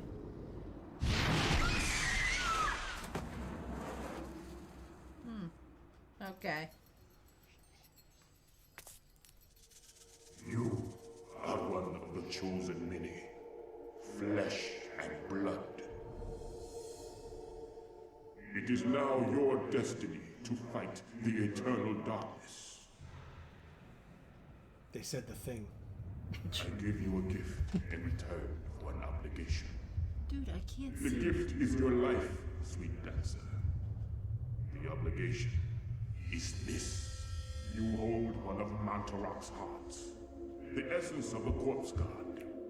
The summit is a source of great power.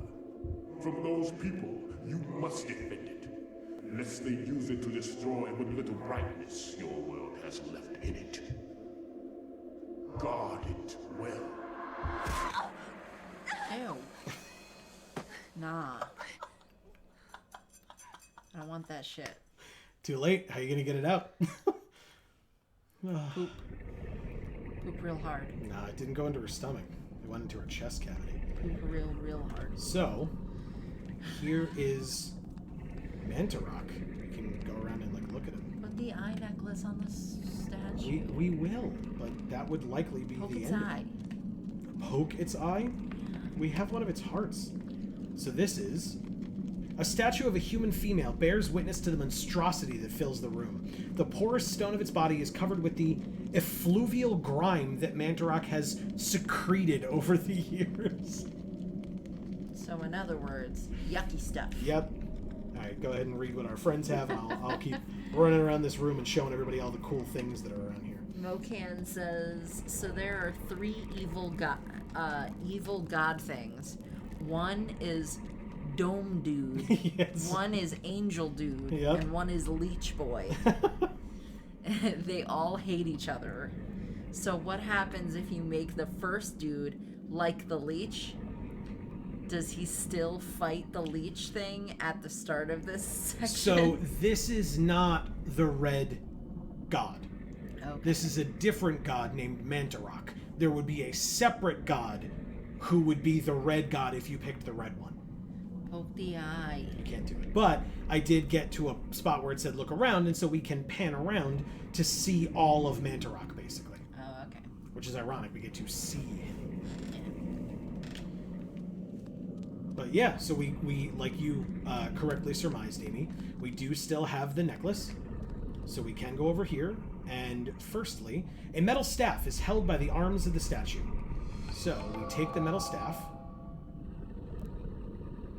And then do we use the necklace? I don't think we do, actually. Oh. No, I don't think we do. Okay. Our health is fine, so I don't need to heal from it. Erica says that scared me half to death. Mocan says this really has been an eternal darkness. Sanity's Requiem. Yes. It's an apt name. I won't lie. Hobbs says, "Let me just jump into its gasping or its gaping maw." Yeah, exactly. And then Mocan says, "I love that being seen by a monster drives you mad. Yep. But chilling next to this thing is perfectly fine." Yep. Run away.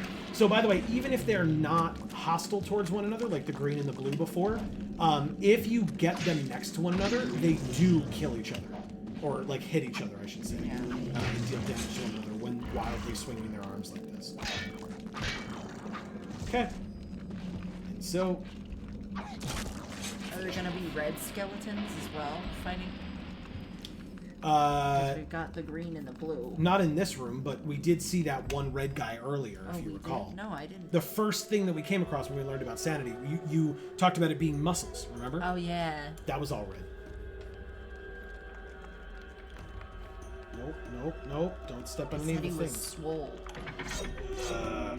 And my sanity's going down because there's a bad guy here. But now he's stepping on his shit too. Stepping on all the buttons. God damn it, dude. And now he's dead. He got sliced. Yeah. Sliced and diced. So now I have to try to run through here.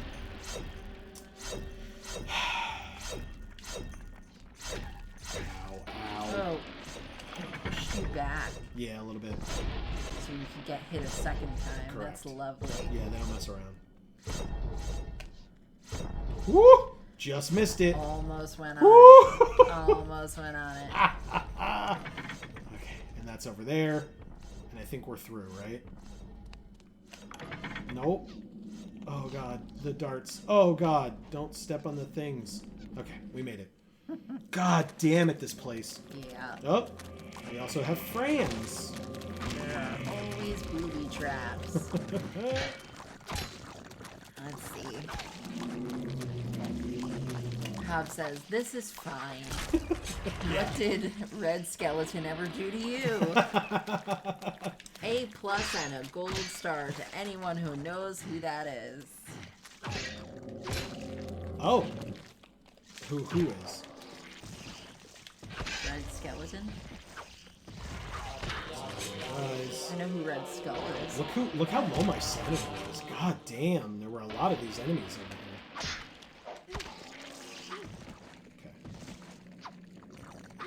Okay. Thank God. I got my sanity up quite a bit. Jump Now in the fire. we can what? Jump in the fire. Jump in the fire? I'm good, thanks. We're gonna use this metal staff on this lever spot. And so, behind Mantarok, the door opens.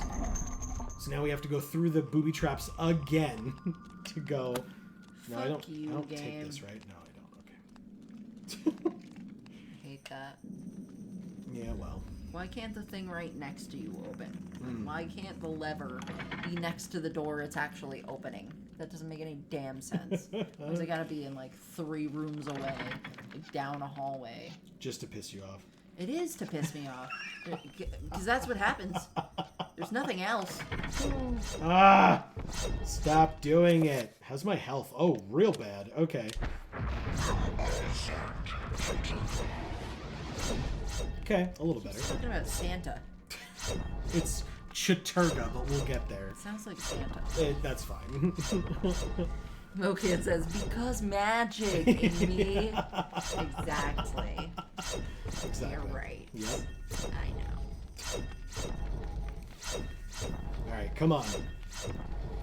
Magic and half a butt cheek. I'm standing there. Shit. Getting sliced. Oh god. Oh, and now we're nope, not that one. This one.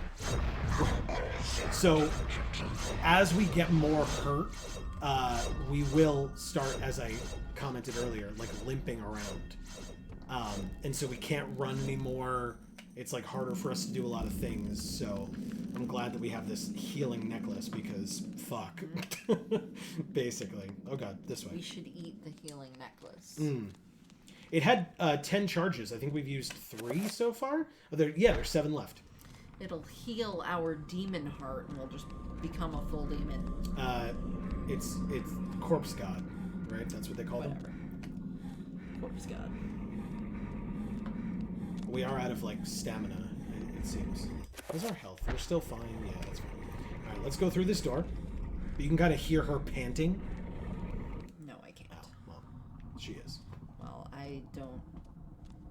I'm not listening for a woman panting in my headphones. Fair. Thanks. Oh, okay. By the way, I misunderstood. This is the statue.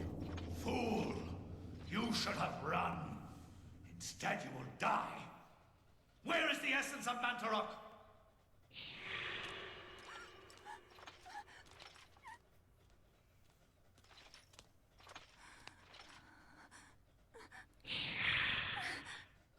Where is it? I will not ask again, child. Very well, then. You will succumb to the horrors of oblivion. Oh, shit.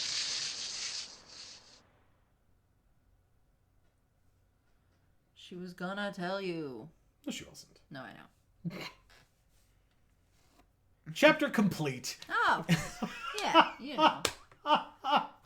It's all good now. It said the book was leather, but I feel like it's human skin. Mm-hmm. And guess what?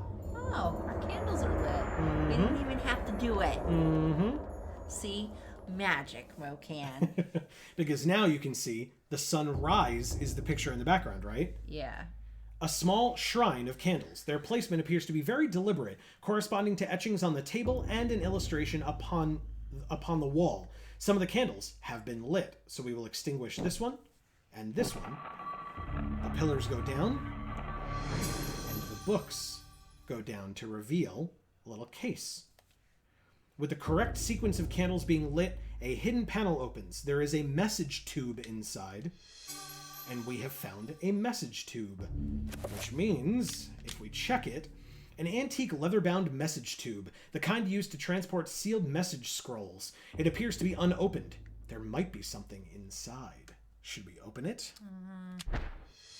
Alex has found a chapter page entitled Suspicions of Conspiracy. Oh. Conspiracy theory.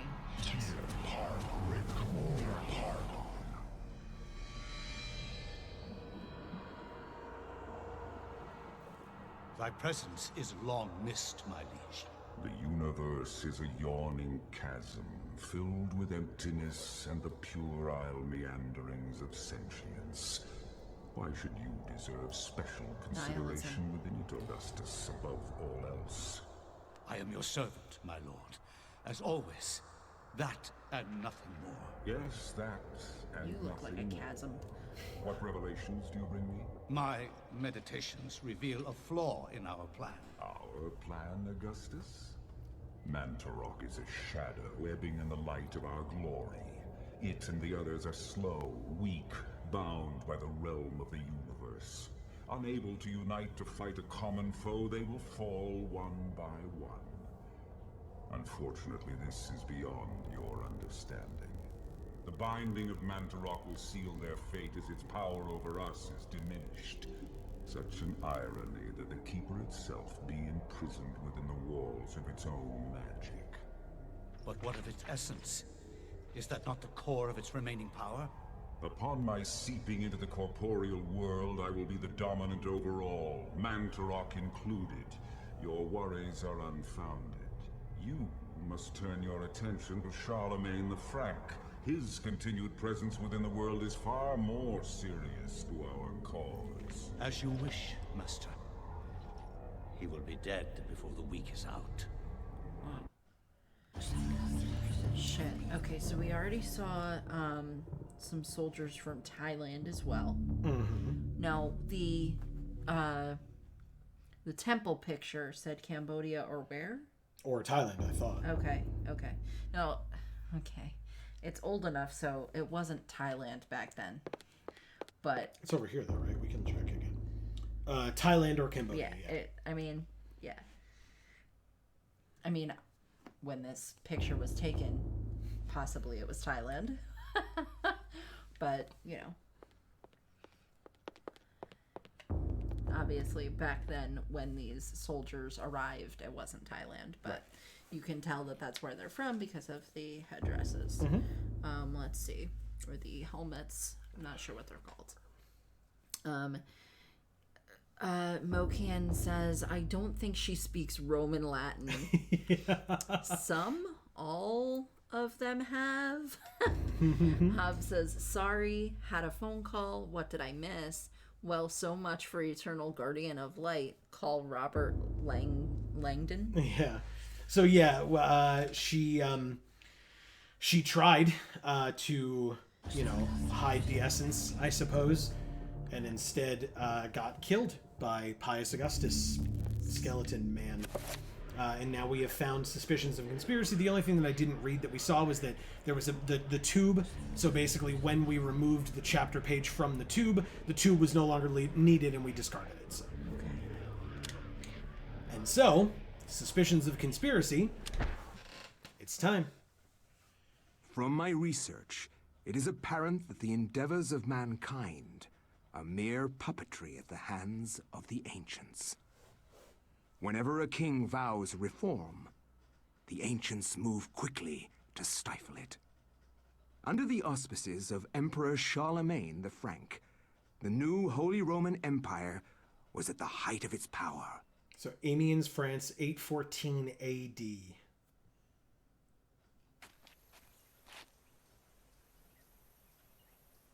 Hanc mit ad dominum et imperatorum nostrum, Carolum magnum Francum. Deliver this to our Lord and Emperor Charlemagne the Frank. No one but him must see it.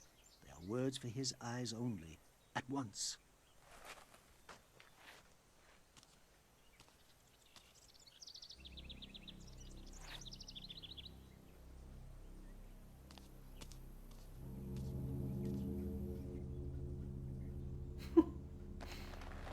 Always.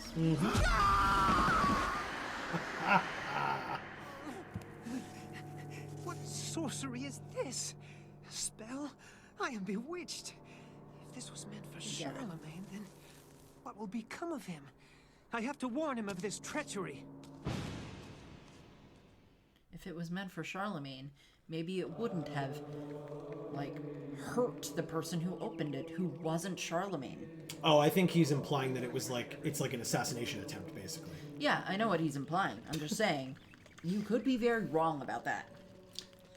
You could just be trying to ward off people who are not the recipient of the letter.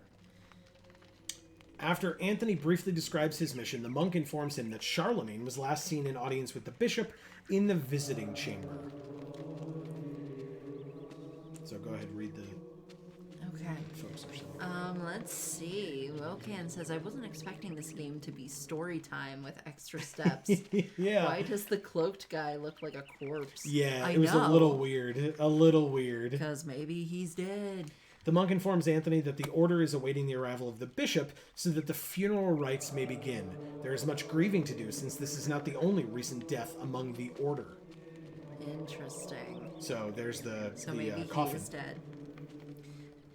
The monk cordially greets Anthony. However, he brings grave news of the loss of one of his order who fell from the tower to his death. His tone is guarded, leaving Anthony wondering if indeed this is the truth. Hob says, I've heard there's a holiday in Cambodia. Nope, not that way. I guess we gotta go upstairs.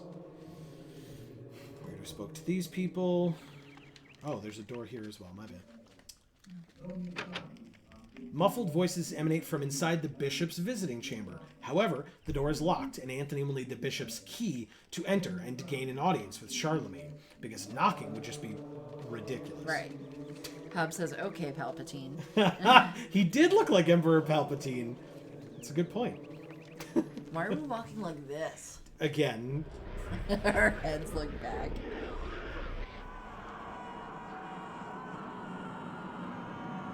Oh.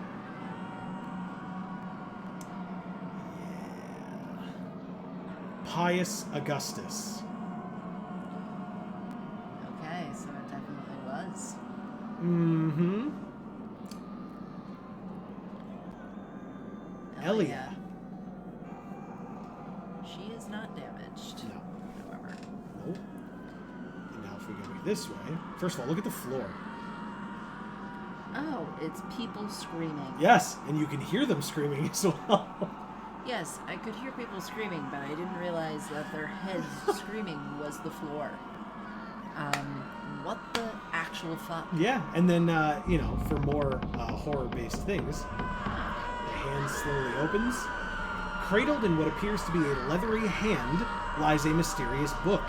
It is bound in human skin and intricately decorated with shrunken bones. It beckons and yearns to be possessed. Should Anthony claim the Tome of Eternal Darkness? I don't fucking know. Get out of here. Oh my god. That was before we got to the top of the stairs, by the way. Now we are at the top of the stairs. People, lay off shit that ain't yours. This monk is hard at work and does not wish to be disturbed. And then this guy. Somewhat addled by Anthony's distraction, the monk kindly requests to be left alone, despite the fact that there's something on the table that is glowing. So instead, we'll go over to this thing that's glowing. Oh. A blue urn rests upon the shelf. Anthony has found a blue urn, and it has a very familiar-looking blue symbol on it. Yes, it does. Sounds like there's coins rattling around in there. Mm. Hob says you're not supposed to just open an Elder Scroll. God! Mokan says, why would you not immediately leave this room? Thank you. My point exactly. All right, let's check this blue urn. This urn has been glazed with a rich cobalt blue shellac, instilling it with an otherworldly spectral character. It has a strange sigil on its side. And so if we use it, while fumbling around, the urn slips from Anthony's stiff fingers, dashing itself into fragments as it hits the floor. Because as you correctly stated, Amy, we have picked up a broken blue urn and a magical rune inside. Runes don't sound like coins, but okay, I guess I'll take it. Runes are the key elements in creating spells. By collecting and combining runes in different ways, different spells can be created. Spells are magical incantations that enhance a character's natural abilities. So, the spell list is an inventory of all the spell information that has been acquired. It will allow the player to select which spells to cast, examine, or assign to convenient quick spell buttons. Again, not really relevant right now, but it will get that way later in the game. Yeah. New spell. Selecting this will allow the player to experiment with rune combinations and discover new spells.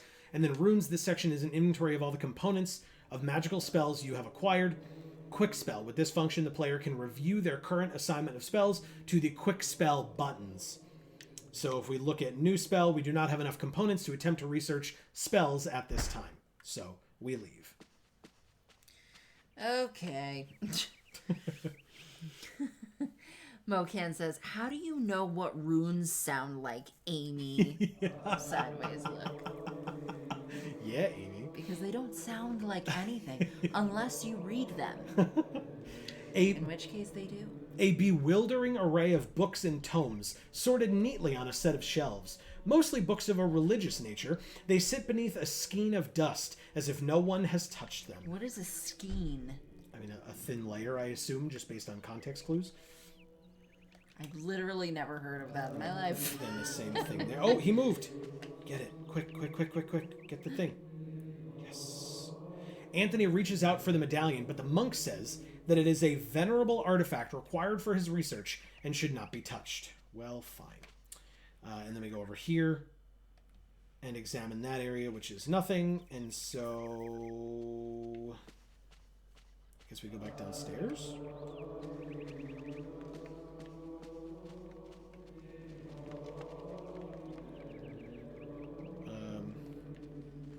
Can we go back to the visiting chamber? It says we need the key. So how the hell do we get the bishop's key? Oh, is there another door on the other side and I'm just dumb? No. Not quite. What am I missing, man? God, it's been a... I was hoping that I wouldn't, like, get lost a bunch while I'm here, but here we are. Visibly disturbed with grief and despair, the monk sobs pitifully. Wow. He recounts that this is not the only death to have occurred recently and wonders if perhaps the order is being punished for a wavering in faith. I guess that research is research you shouldn't be doing. Why don't you hand over the sigil? No, that's the guy upstairs. That's a different guy. Hand it over. Give it! Right,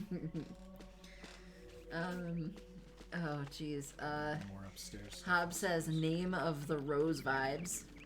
Magic. Mocan says, skein.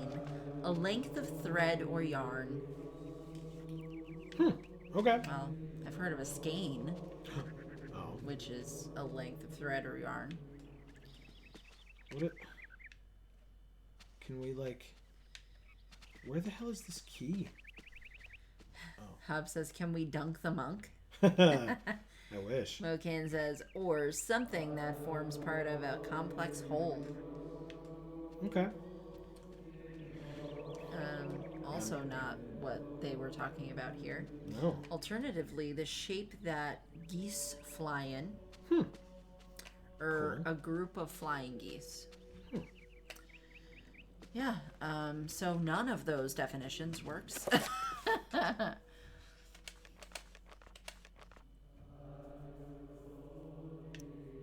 Oh, right. We don't need that. Let's check this. It's just broken. Perhaps it can be repaired, it says. That's true. Perhaps it can. Well, in my experience, an enchanted artifact can be repaired, but it stops being enchanted. Yeah, that's fair. What do you have to say, my friend? Did we talk to you already? Yeah. We did talk to him already. Mocan says, quick, go to the Cambodian weaponsmith. I like... Oh no. I'm gonna have to look this up. I'm gonna be so mad. Alright. There's nothing to be done with the spells. Because we don't have anything. Yeah, it's a question mark rune, by the way. Oh, cool. Because we don't know what it is. We're not proficient in it. Alright, give me a sec. I'm gonna, when I run up here, if I don't find it in this run through, I will quickly look up what I am supposed to do next. Hobbs says, let's go back to the last chapter and get the Grateful Guard to repair the urn. Exactly. Or just cast Mending. Yeah, exactly. Use the book? Mocan says, and then Hobbs says, damn it, Mocan. Still my joke because... Steal. Okay. My joke because I was more wordy with it. This is the Tome of Eternal Darkness, where experience, spells, and enchanted items can be stored for future use. It has been made from fragments of human skin and bone and endowed with magical powers. So while we let you all read about the Tome of Eternal Darkness, I'm going to quickly look this up. Stole my joke. Yes. Because I apologize, but I do not exactly remember what to do here.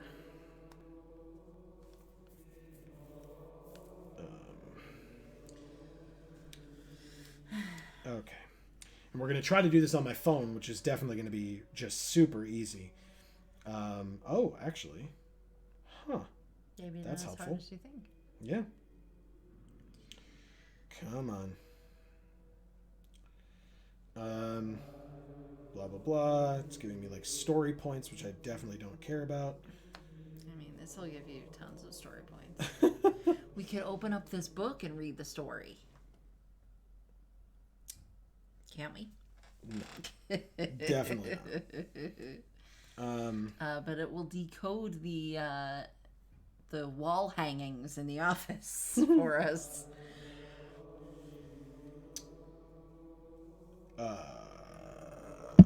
Okay. I love that one blinking eye in the skull on that. It says to go down. Yeah, it's weird, right? It's great. It says... I thought I checked the coffin already. It says to check the coffin. Oh. Like I said, I could have sworn I did that already. I bet Vincent's in there. Nice.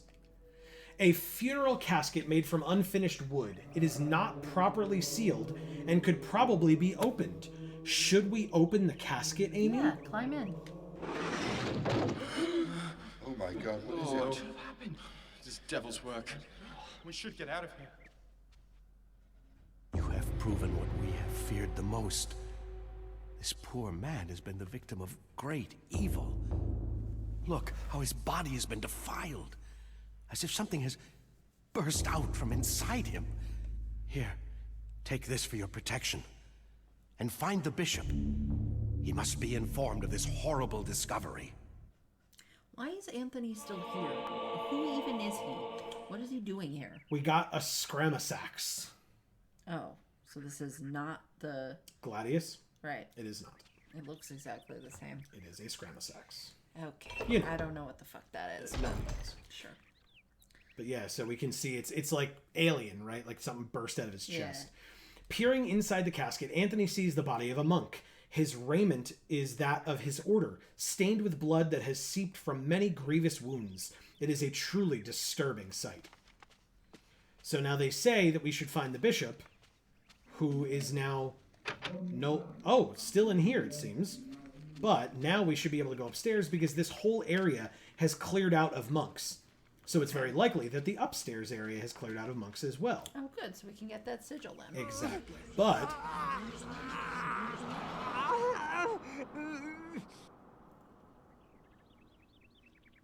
we are starting to look visibly worse. Oh, great. And now, a mysterious gold medallion rests upon the desk. It's all glowy like. It sure is. So as we go to pick it up, we have acquired a circle of power. Oh. And so circles of power describe the amount of power that a spell will have.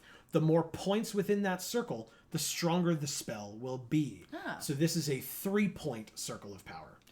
So you can cast a level 3 spell. Right? You're not wholly wrong. So, cast mending. Yes. Let's see. What in front of all the monks? What? Yeah, what in front of all the monks? Oh, when he opened the thing? You just pop open that casket in front of everybody. You knock the casket over for Christ's sakes. Anthony is a messenger, I guess. Yeah, it seems that way. Are these stories the whole game or just the tutorial? This is most of the game. Yeah, we're gonna be many different characters throughout the course of the game here. What am I missing now? We saw this already. Whoops. Sorry. I guess we just have to go back to the door. But it said we need the bishop's key. Right. So if we go back to the door, maybe we can open it this time. But we don't have the key. Oh, I thought we were going in there to get the key. No, we need the key to get in there to get Gotcha. an audience with Charlemagne. There's nothing more over here. What the hell am I missing? We have a weapon now, but that's not... we need to equip it? Is that relevant in any way? Doesn't seem to be. No. There's got to be a key around here somewhere then. No one's touched them. Cast knock. Yeah, exactly. To open the door. Oh, here we go. Amongst the, I was waiting for this. Amongst the tomes and manuscripts, a book brings attention to itself. Oddly pristine on the dusty shelf, it doesn't quite belong. We move the book. And... Secret passage. That's right. Thank God. Climb down.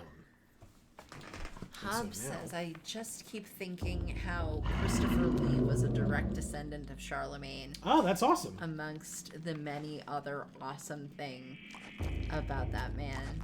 I miss Christopher Lee. Yeah. Right, so, FYI, Amy, this guy has a rune inside of him. Oh. Did you just hit him? He ate the coin. Yeah. And so, we finish him, and we have found a magical rune. Cool. So now we have 2. This guy's dead. Did I miss something? No, that's just the wall. Hi, friend. Just straight up kill him immediately. Yeah, Anthony's a weird one. I won't deny that for a second.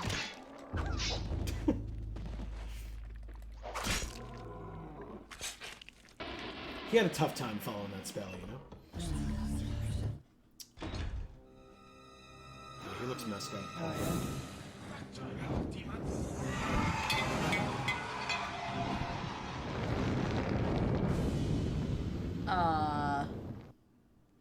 It revealed a door behind it, though. Save him.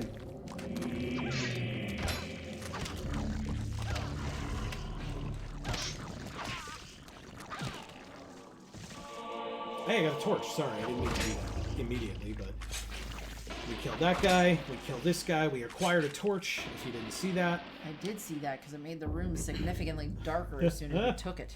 Grateful for his life, the monk tells Anthony what happened. He was carrying a sacred urn from the baptismal font when he was confronted by the bishop, who was brandishing a large blade and whose eyes burned with an evil fire. Frightened, the monk dropped the urn out of shock and ran. Returning to retrieve the urn, he found only the sword the bishop had left behind. With thanks, he gives the bishop's sword to Anthony. So we have acquired a 2-edged sword now. And so, we can equip that sword instead of the Scramasax. And go towards this door that we I can't see shit. There we go. You're welcome. Hey, look! Another rune. Nice. Ah! Magarmore. A carved stone tablet lies on the stone floor. We have acquired a magical codex. And so, codex. Cody? Yes. Runes cannot be understood without a codex. Without a codex, runes in your possession will remain a mystery. Oh. So now that we have so until we have both a codex and a rune, we don't have the full aspect of it until we have both. Interesting. Hobbs says, gotta be careful with those double-edged swords. Right? It sure is a double-edged sword. I agree. Mage builds are always my favorite. Well, there you go. Here we go. Speaking of double-edged swords, no, I guess I gotta keep the torch up, I suppose. Oh, there's candles here, right? That's close enough. Yeah, we're fine. Got him. We found a magical rune.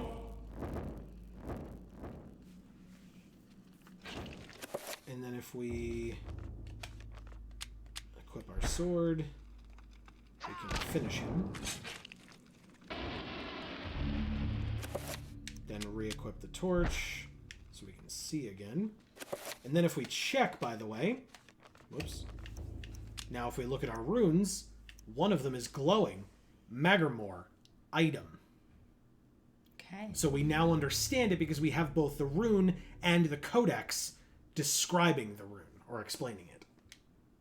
Okay, so we need a separate codex for each rune. Correct. Oh, that's dumb as shit. Otherwise, you don't know what these runes are. Codex should decipher all of them.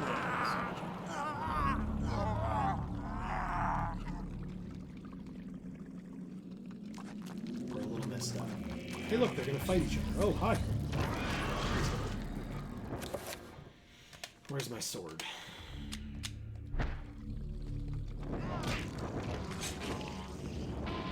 It's gonna blow up. Hey, look, a codex. A slab of etched stone sits on the pedestal. We have acquired a magical codex. Good. And so now we have in our possession understanding of 2 runes. This one is Chaturga. Okay. Okay, so that one died and then knocked that one over. We should be able to... Oops. Let's go. Like this. Kill it. We also have... A red urn sits beside the fountain. Anthony has picked up a filled red urn. It's filled with this water. Correct. A disturbing rendition of a monstrous devil. It is contorted in what appears to be a fountain. What sickly liquid is this draining into the pool, trickling from a scum-encrusted spout? I mean, that doesn't look like a devil at all, but okay. Now, if we re-equip the torch, as we saw from before, we can examine this. An aged tapestry hangs on the wall. It is soiled from the dank atmosphere of the room and the corruption about it. So we go like that, burn it away, and reveal the door behind it.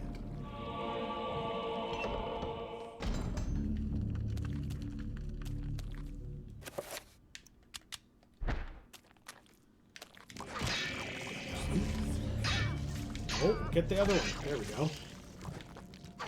Got it. Okay. Man, insulation. What a great invention, right? Where you don't need to hang fucking tapestries all over the walls to make it warmer. Oh, look.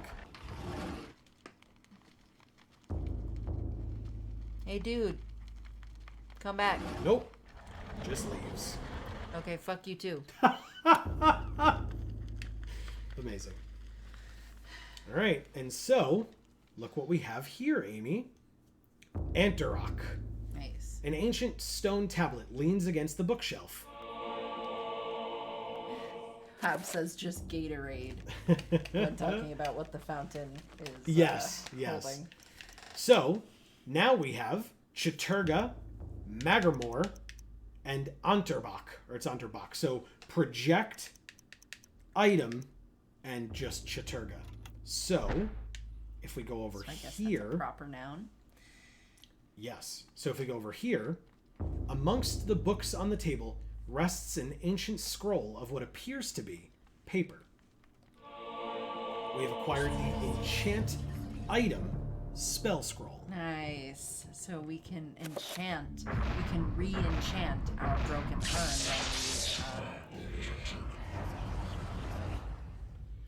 when we fix it. Mm-hmm. This allows a player to cast spells that have been found or researched. Assign. Selecting this allows players to assign their most used spells to a button. This will enable the casting of spells without having to choose them from the book each time. Check. Through this function, the player can examine the contents of each spell scroll that has been acquired. To examine this spell scroll, press A. A torn scroll, illustrated with a geometric symbol, is accompanied by a small note. The note reads, "That which is broken shall be fixed. That which is dull will be sharp. Thus is the nature of the enchant item magic. This spell requires the Anterbach and Magarmore runes." Yeah, but that's not actually enchanting it. It's just fixing it. It's both. Press A to assign the spell to a button. So select the power level of it, 3 points. Select the alignment of it, Chaturga. So you're learning a little bit more. Chaturga is a possible alignment for the spell. Spells can be cast directly from this book section or assigned to one of the 5 quick spell slots. Pressing one of the quick spell buttons illustrated will assign the spell to that button, allowing the casting of spells without retracing these steps. Select a button to assign this quick spell to. I feel like right now we're chaotic good still, but we're getting on the evil side. The enchant item spell has been assigned to this button. Magic meter. This meter represents a character's magical energy. When a spell is cast, the level will get lower. This meter regenerates whenever the character is in motion. And so, if we go like this, please select an item to enchant. We take the broken blue urn, and now it is not broken any longer. Nice. Oh, we are fucked. Yeah, we're real messed up. Go for it. This is very unintuitive.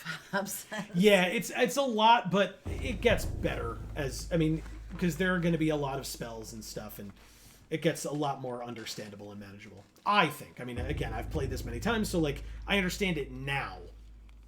That doesn't mean that somebody hearing it for the first time isn't going, "The fuck?" Excuse me. So anyway, religious texts of an unspeakable nature, written in languages utterable only by monsters or corrupt humans. Wow. Shit. Okay. Yeah. Okay.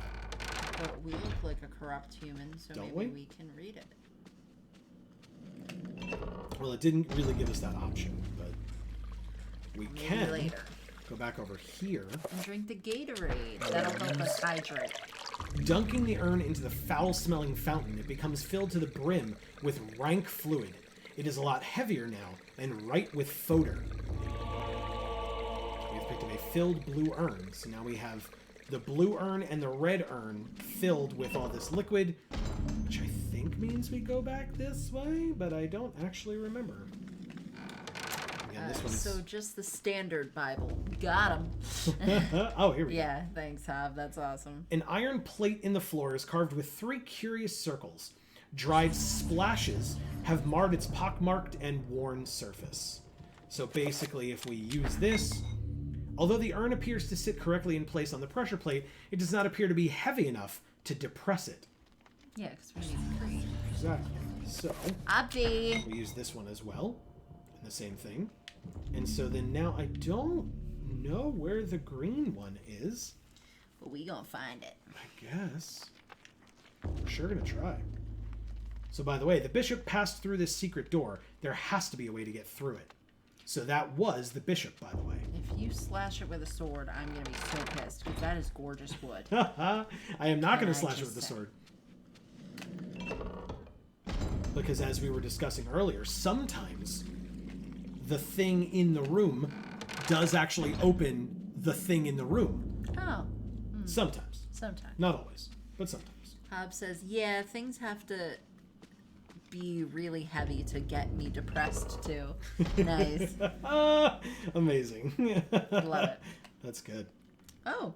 The monk ambles around nervously as if half expecting the demonic bishop to return at any moment. Okay. That was the guy who gave us the double-edged sword or whatever that we're... So why is he waiting around for that to happen? Just leave. So in fact... Hob says, let me guess, is the third urn green? Yeah, it may in fact be green.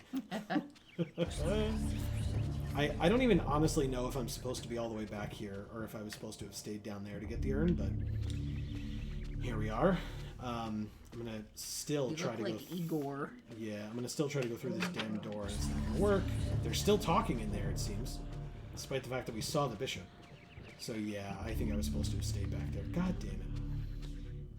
And now, of course, we're getting tired from running constantly, so we're just gonna have to take that much more time. Sorry, everyone.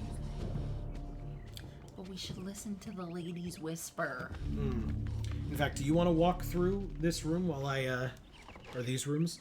Just, yeah, and then just every time you get to like a door or whatever, just press B, because it'll be like, oh, do you want to press B? I can't do it fast. No, you can't. You're not supposed to. Like I said, we're tired, so. Walk into the desk. Maybe there's an urn under the desk. Go back through the other door. there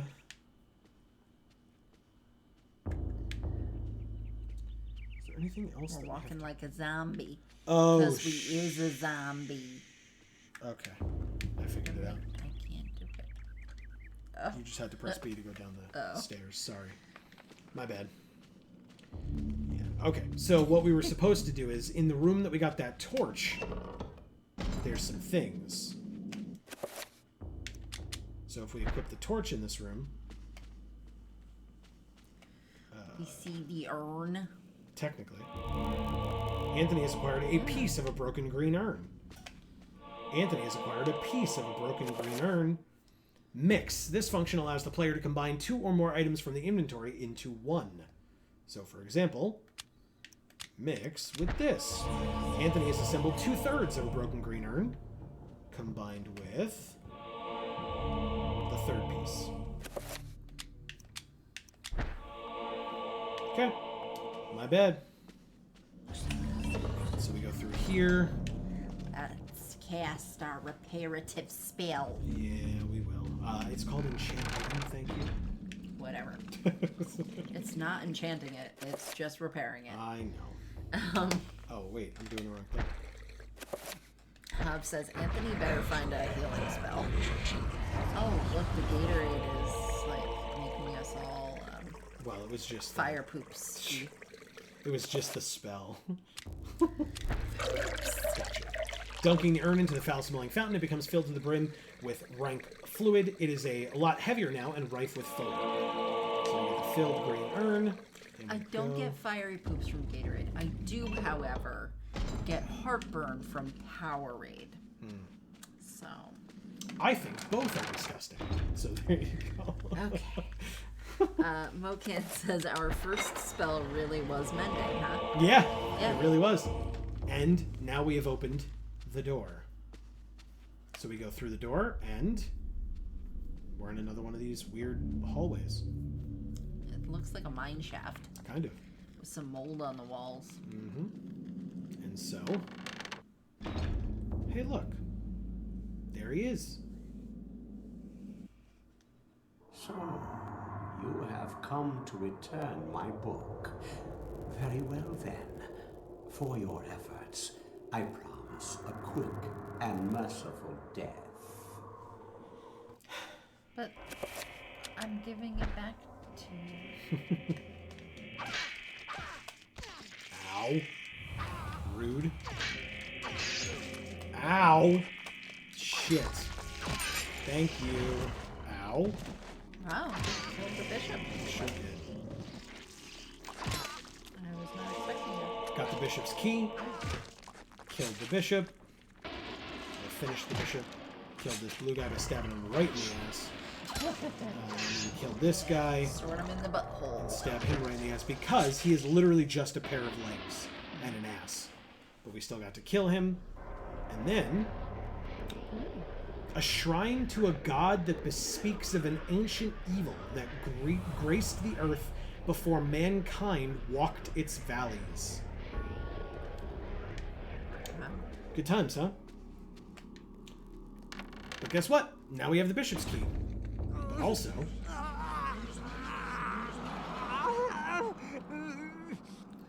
We the new bishop. Oh god. Jesus. Oh god, there's so many of them. Could you just... There's not? The walls are like getting in the way of killing these things. Stop. We're gonna get hit. Ow. This music's pretty cool. You like it?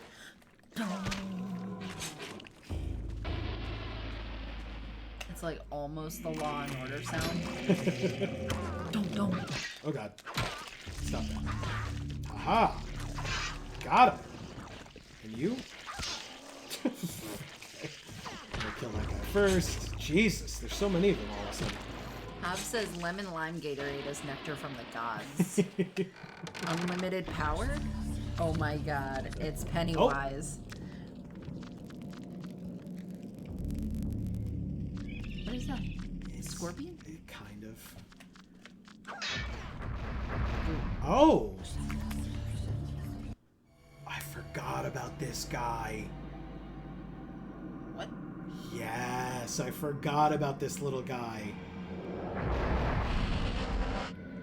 The Trapper dimension sprawls in every direction. Whilst in this place, magic cannot be cast, and humans are subjected to odd phenomena. The portals cycle from color to color as time progresses, and only the quick will escape. Oh, shit. So if you notice, the portal in front of us is cycling between the colors of the other portals, and to get out, we need to get to the purple one. How do we know that? Because that's where it showed us the exit was. Okay. But I guess there's also that blue stuff over there, so let's go check out the blue stuff on the blue side. Whatchamacallit? Is this where Nicol Bolas is being held? Yes, the meditation plane. It fills up our magic meter. Gorgeous. Gotcha. So we go like this. Here's the purple one. So we're at the exit. At least again, I believe this is the exit. I was correct. Yay. There was no healing in there? There might have been if we had gone to the red instead of the blue. We should have done that. Trappers have no eyes, but can sense sound very well. If Anthony can sneak past them, they won't be trouble. Cast Pass Without Trace. Mocan says, why do all these zombies have laser eyes?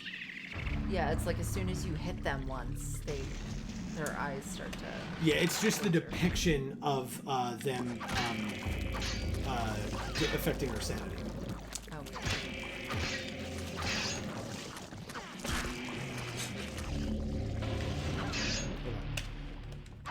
Nope. Thank you. That one. That one. Get our sanity back as much as we can. Yeah, I mean, in the end, we don't get it back. That's why it's a Requiem. Nice. Does he just say the same thing? Yep, okay.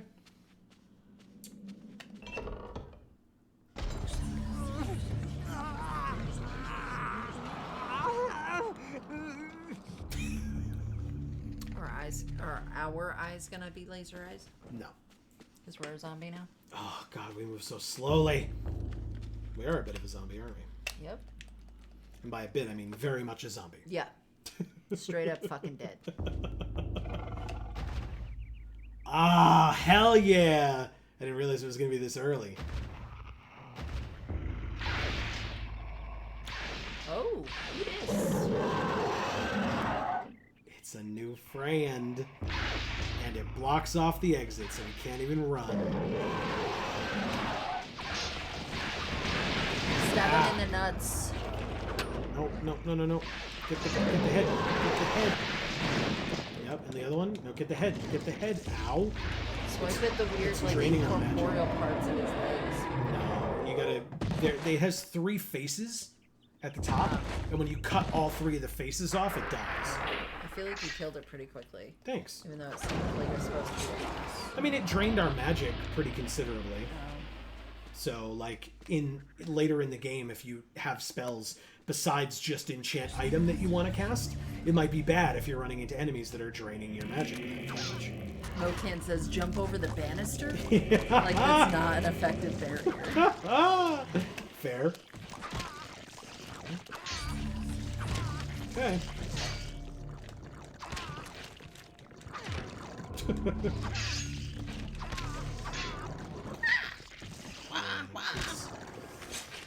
He sounds like a weird chicken. Okay, and we killed all 3 of them. And so now, because we have the bishop's key, we can finally go through this door. Yeah. Where we can hear him and Charlemagne talking. I thought we killed the bishop already. I know, right? Muffled voices emanate from inside the bishop's visiting chamber. However, the door is locked, and Anthony will need the bishop's key to enter and gain an audience with Charlemagne.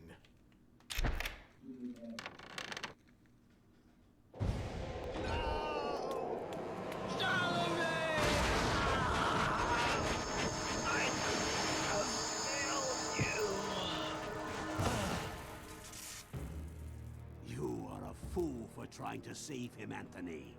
His fate was decided many centuries ago, as is the fate of this world. Despite your faith, there is little to save you from the power of Ulya.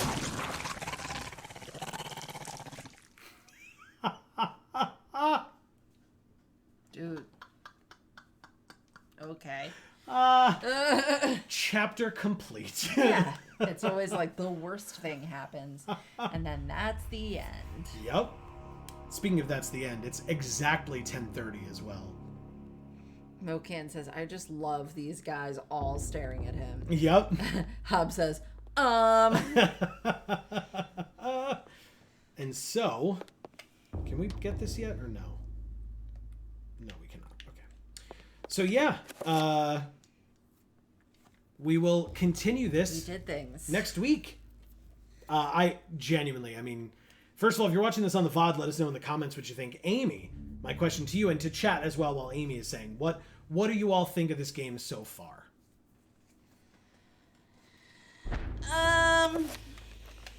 You can say you don't like it. I won't be offended. I don't think I don't like it. Okay.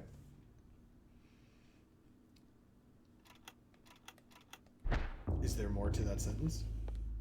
No. Okay.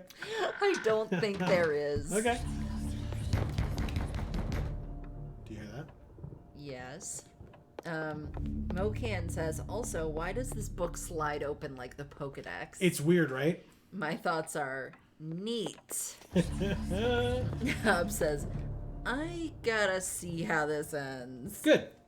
I'm glad. Well, we will see how this ends over in the coming weeks, because again, this is going to be the game that we're playing between now and Halloween. Yes. I'm a little afraid that I may be going through this a little too quickly, and we might be done with it earlier than I planned. But if that's the case, don't worry. Second playthroughs will yield slightly different results based on if you choose not blue next time, you'll get to see like the slight differences as well as the bigger differences, and we'll see how that goes. Maybe we will, maybe we won't be able to see that. Who knows? Cool. But yeah, so we can check that out if it comes to that. But again, we're only in the first week of this, so who the hell knows where we're going to be in 2, 3, 4 weeks time. But we will be continuing this game every Friday at 8 p.m. Eastern live on Geek for All. So again, if you're watching this live, thanks for being here. If you're watching this on the VoD over on Video Games for All, then you can check the link in the description down below to take you to Geek for All. And don't forget, wherever you are, if you want to make sure that you get notifications whenever any of our videos come out, or whenever we go live over on Geek for All, that you should subscribe and ring that bell so that you get notified whenever any of our videos come out. Like I said, including more of these streams in the coming weeks. Don't forget, we also stream every Monday, playing MTG Arena on Magic Monday. Recently, obviously, we've been playing through Dominaria United Limited, since that is the newest thing that's going on. So definitely stay tuned for that as well. But yeah, is there... Yeah. Hub says, it's certainly entertaining, just not always in the way it intends. Yes. There are definitely situations where we're just laughing at the absurdity of certain things, and that's totally fine. Again, this is, like I said, some aspects of this game may not necessarily land because we have the, oh, you're very polygonal. You're like, this is like very GameCube-y 2002 graphics. But at the same time, like I said, I love it. I have a lot of love for this game, so I'm looking forward to continuing and hearing more of what people have to say. Because honestly, like I said, at the end of this whole journey, if people are like, you know what, didn't love it, like, I'm open to hearing that. I want to be able to give people the chance to see it, experience it, and love or hate it, however you feel about it. So I will say these sketchy portions are actually quite beautiful. That are supposed to look like it's part of the book, basically. Yeah. So I mean, the less computer animated sections that are drawn. Sure. Sure. They look amazing. Good. And I actually love how these keys look as well. You do. Yeah. So we can check them, and it gets a little bit closer as well. Yeah, I think they did a pretty good job on those as well. So, Okay. Let's see. Hobb says, but I've fallen in love with games that have had far worse execution. It's definitely charming. Good. I'm glad. Yeah, like I said, I've played through this game so many times, you know, just with the red path, the blue path, the green path, like, I'm trying to remember when we get to a point in the game, I'll tell you whether, like I said, there's like 2 or 3 big moments that your choice of those things affects. And so when we get to that point, I'll let you know if it's my favorite one of the 3 or not, when we get there. So I also want to point out there's some history in this game. Yeah, I mean, it's talking about like the world and stuff like that. Yeah, I did not get as much appreciation out of those aspects of it as you are going to get. Yeah. But yeah. So cool. Yeah.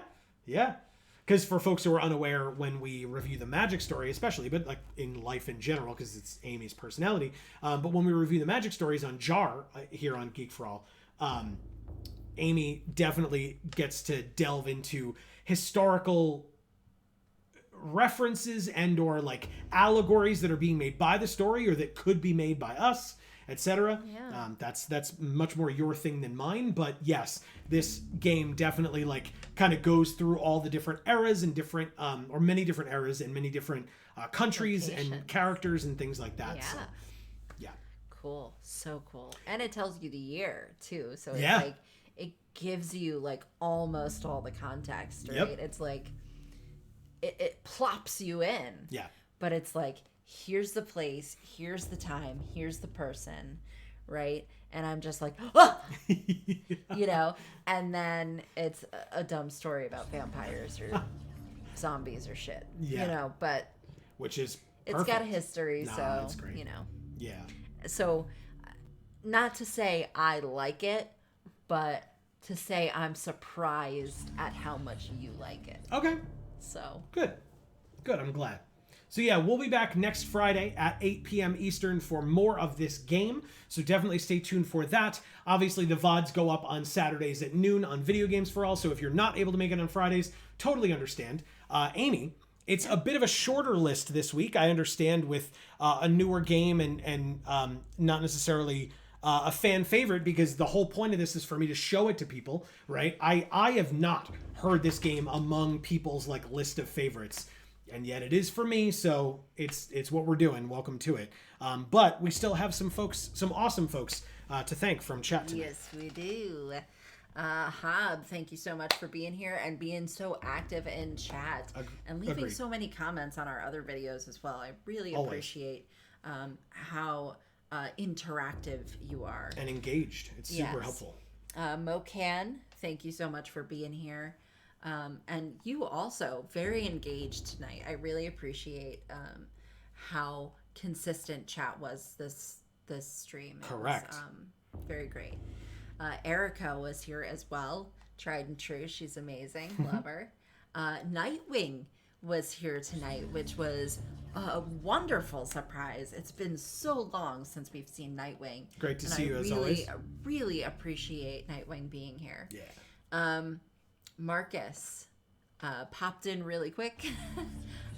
Nothing wrong with that. But again, I appreciate you being here, especially if I know your work hours changed, and so it's been a little bit harder for you to come to these. So I want you to know how much it really does mean to me that you come in, say hi, and even if you have to, peace out, at least you said hi, and, that means a lot to me. Exactly. Dave was here lurking, as That's it. always, and that's everybody. So thank you guys all for being here and for giving me so much to do. Yeah. With chat tonight, it really it means a lot, Yeah, especially with a new game, because I feel a lot more potential for a brand new game to have like a practically silent chat. A practically silent chat and or non-existent people watching, because like I said, Right. I decided to do this game, it wasn't Five Nights at Freddy's, which is Right. going to get clicks or whatever, right? I'm doing this game because I love it. I think it's interesting. Will we eventually do Five Nights at Freddy's? That's really up to Amy, to be honest with you. But and based on like people's interests, right? If Right. people are like, we really want to see it, you know, we're not going to sit there and be like, you know, like it will. Maybe we can get to it eventually. It depends on how much it's going to cost us to get that. Very game true too. as well. I mean, the oldest version I think is only $5, so that's a different. That's okay. fine. But regardless, but yeah, like this is one that is in depth and interesting, and I'm looking forward to people seeing it. This is not, you know, like Hobb said, it's entertaining, not necessarily for the, you know, it, because it takes itself fully seriously, to my knowledge. Like, you know, I may be forgetting one or two parts, but this is legit, right? Like we can joke about it occasionally, but this game is trying to be scary as shit. Like it's, and that's so right up my alley. Yeah. Is like, especially things with skeletons that are so shitty that they're amazing. Yeah. That is my thing. So my absolute thing. Yeah. So love it. I'll see. You know, I don't know if it's like gonna get good yet, but if you love this game, I assume it's going to, and it's going to soon. Because like I said, I am shocked that there is history in this with how much you love this game. Yeah. It's great. And so yeah, I'm ready. I'm ready for it to get good. Good. We got one more comment there, and then Hobb says, I want to see you guys with story-based games more than anything. And I mean, honestly, that's what we want to do more than most. Like, sometimes if there's a game that's not heavily story-based, I still think we would probably tend to lean more towards a stream for that one than a pre-record. I'm not actually sure. That's a tough like blanket thing to say. Like, you know, I just feel like a first-person shooter where we're just going through and shooting, you know, like holding a position and firing and whatever. Like, that's the kind of game that I think is more apt to be streamed, because then we can be having conversations with all of you while we are getting through each individual section of like, now we're hiding behind this wall, now we're peeking out and shooting this person, that person. Whereas if there's a lot of reading involved, like a Phoenix Wright Ace Attorney or Life is Strange or something like that, those are more where I'm going to be reading a lot, Amy's going to be reacting or answering questions a lot, and so to then also have to be reading chat and etc., it's not as conducive to that kind of a game for a stream. So like it's a balancing act in general. Those games are very like near and dear to me. Oh yeah. And you know, a first-person shooter game is gonna get so old so quick for me. Yeah. It's boring. Doing the same thing over and over, that's just boring to me. Something interesting like this is way more up my alley. Yeah, and there's enough. I think the game is good for a stream because there's enough downtime in between where like there are skeletons and zombies, I'm going to fight them, please, you know, interact with our chat while I do that. And then we'll get to the next story beat that you can then react to and have discussions about with me and with the folks watching. So yeah. And you mentioned Life is Strange. That is to this day, even with all of the games that we have continued to play, that is still possibly my single most favorite game that we have played. And it's been a while. Yeah, I mean, I feel like I felt like Detroit Become Human got close. Yeah. Right? No, I think Detroit Become Human took its place. Okay. So I think Life is Strange is probably number 2 now for me. Sure. But I mean, those two games are very, very story oriented, decision-making games, anxiety-inducing decision-making games. Yeah. And so, and those are the games that I really resonate with. And I highly recommend you watch those on our channel because they are just fascinating to me, at least. So I'm hoping this one kind of starts to go a little bit more that direction. Okay. But I also like the horror aspect of it too. Yeah. But I like that it's not like a Five Nights at Freddy's like jump scare scares fest. and Yeah. well, just hide until it walks away kind of thing. Yep. We played that game last Halloween. Outlast. Yeah. Yeah.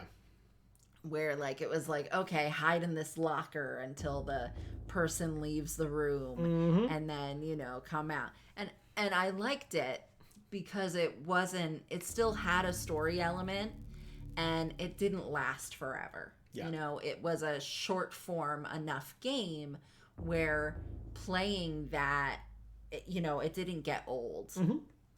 And I think this one's going to be very similar to that. It seems like. Good. I'm glad. So yeah, we'll be back with more of this, like I said, next week, Friday, 8 p.m. Eastern. Definitely stay tuned. Don't forget, subbing, ringing the bell, super helpful. And then also, likes and shares go a very long way, and we really appreciate any and all support that you are all willing to give. But, before I do that, please let's not forget, between now and the next time we see you, whether it's next Friday, next Monday on stream, whatever the case may be, please continue, as always, to stay safe and happy and healthy. That is to you and yours, super important. And for now, from us here at the Geek for All family of channels, I have been Joe. And I'm Amy. And as we always say, in whichever video or stream of ours you watch next, we will see you all next time. Thanks, everybody.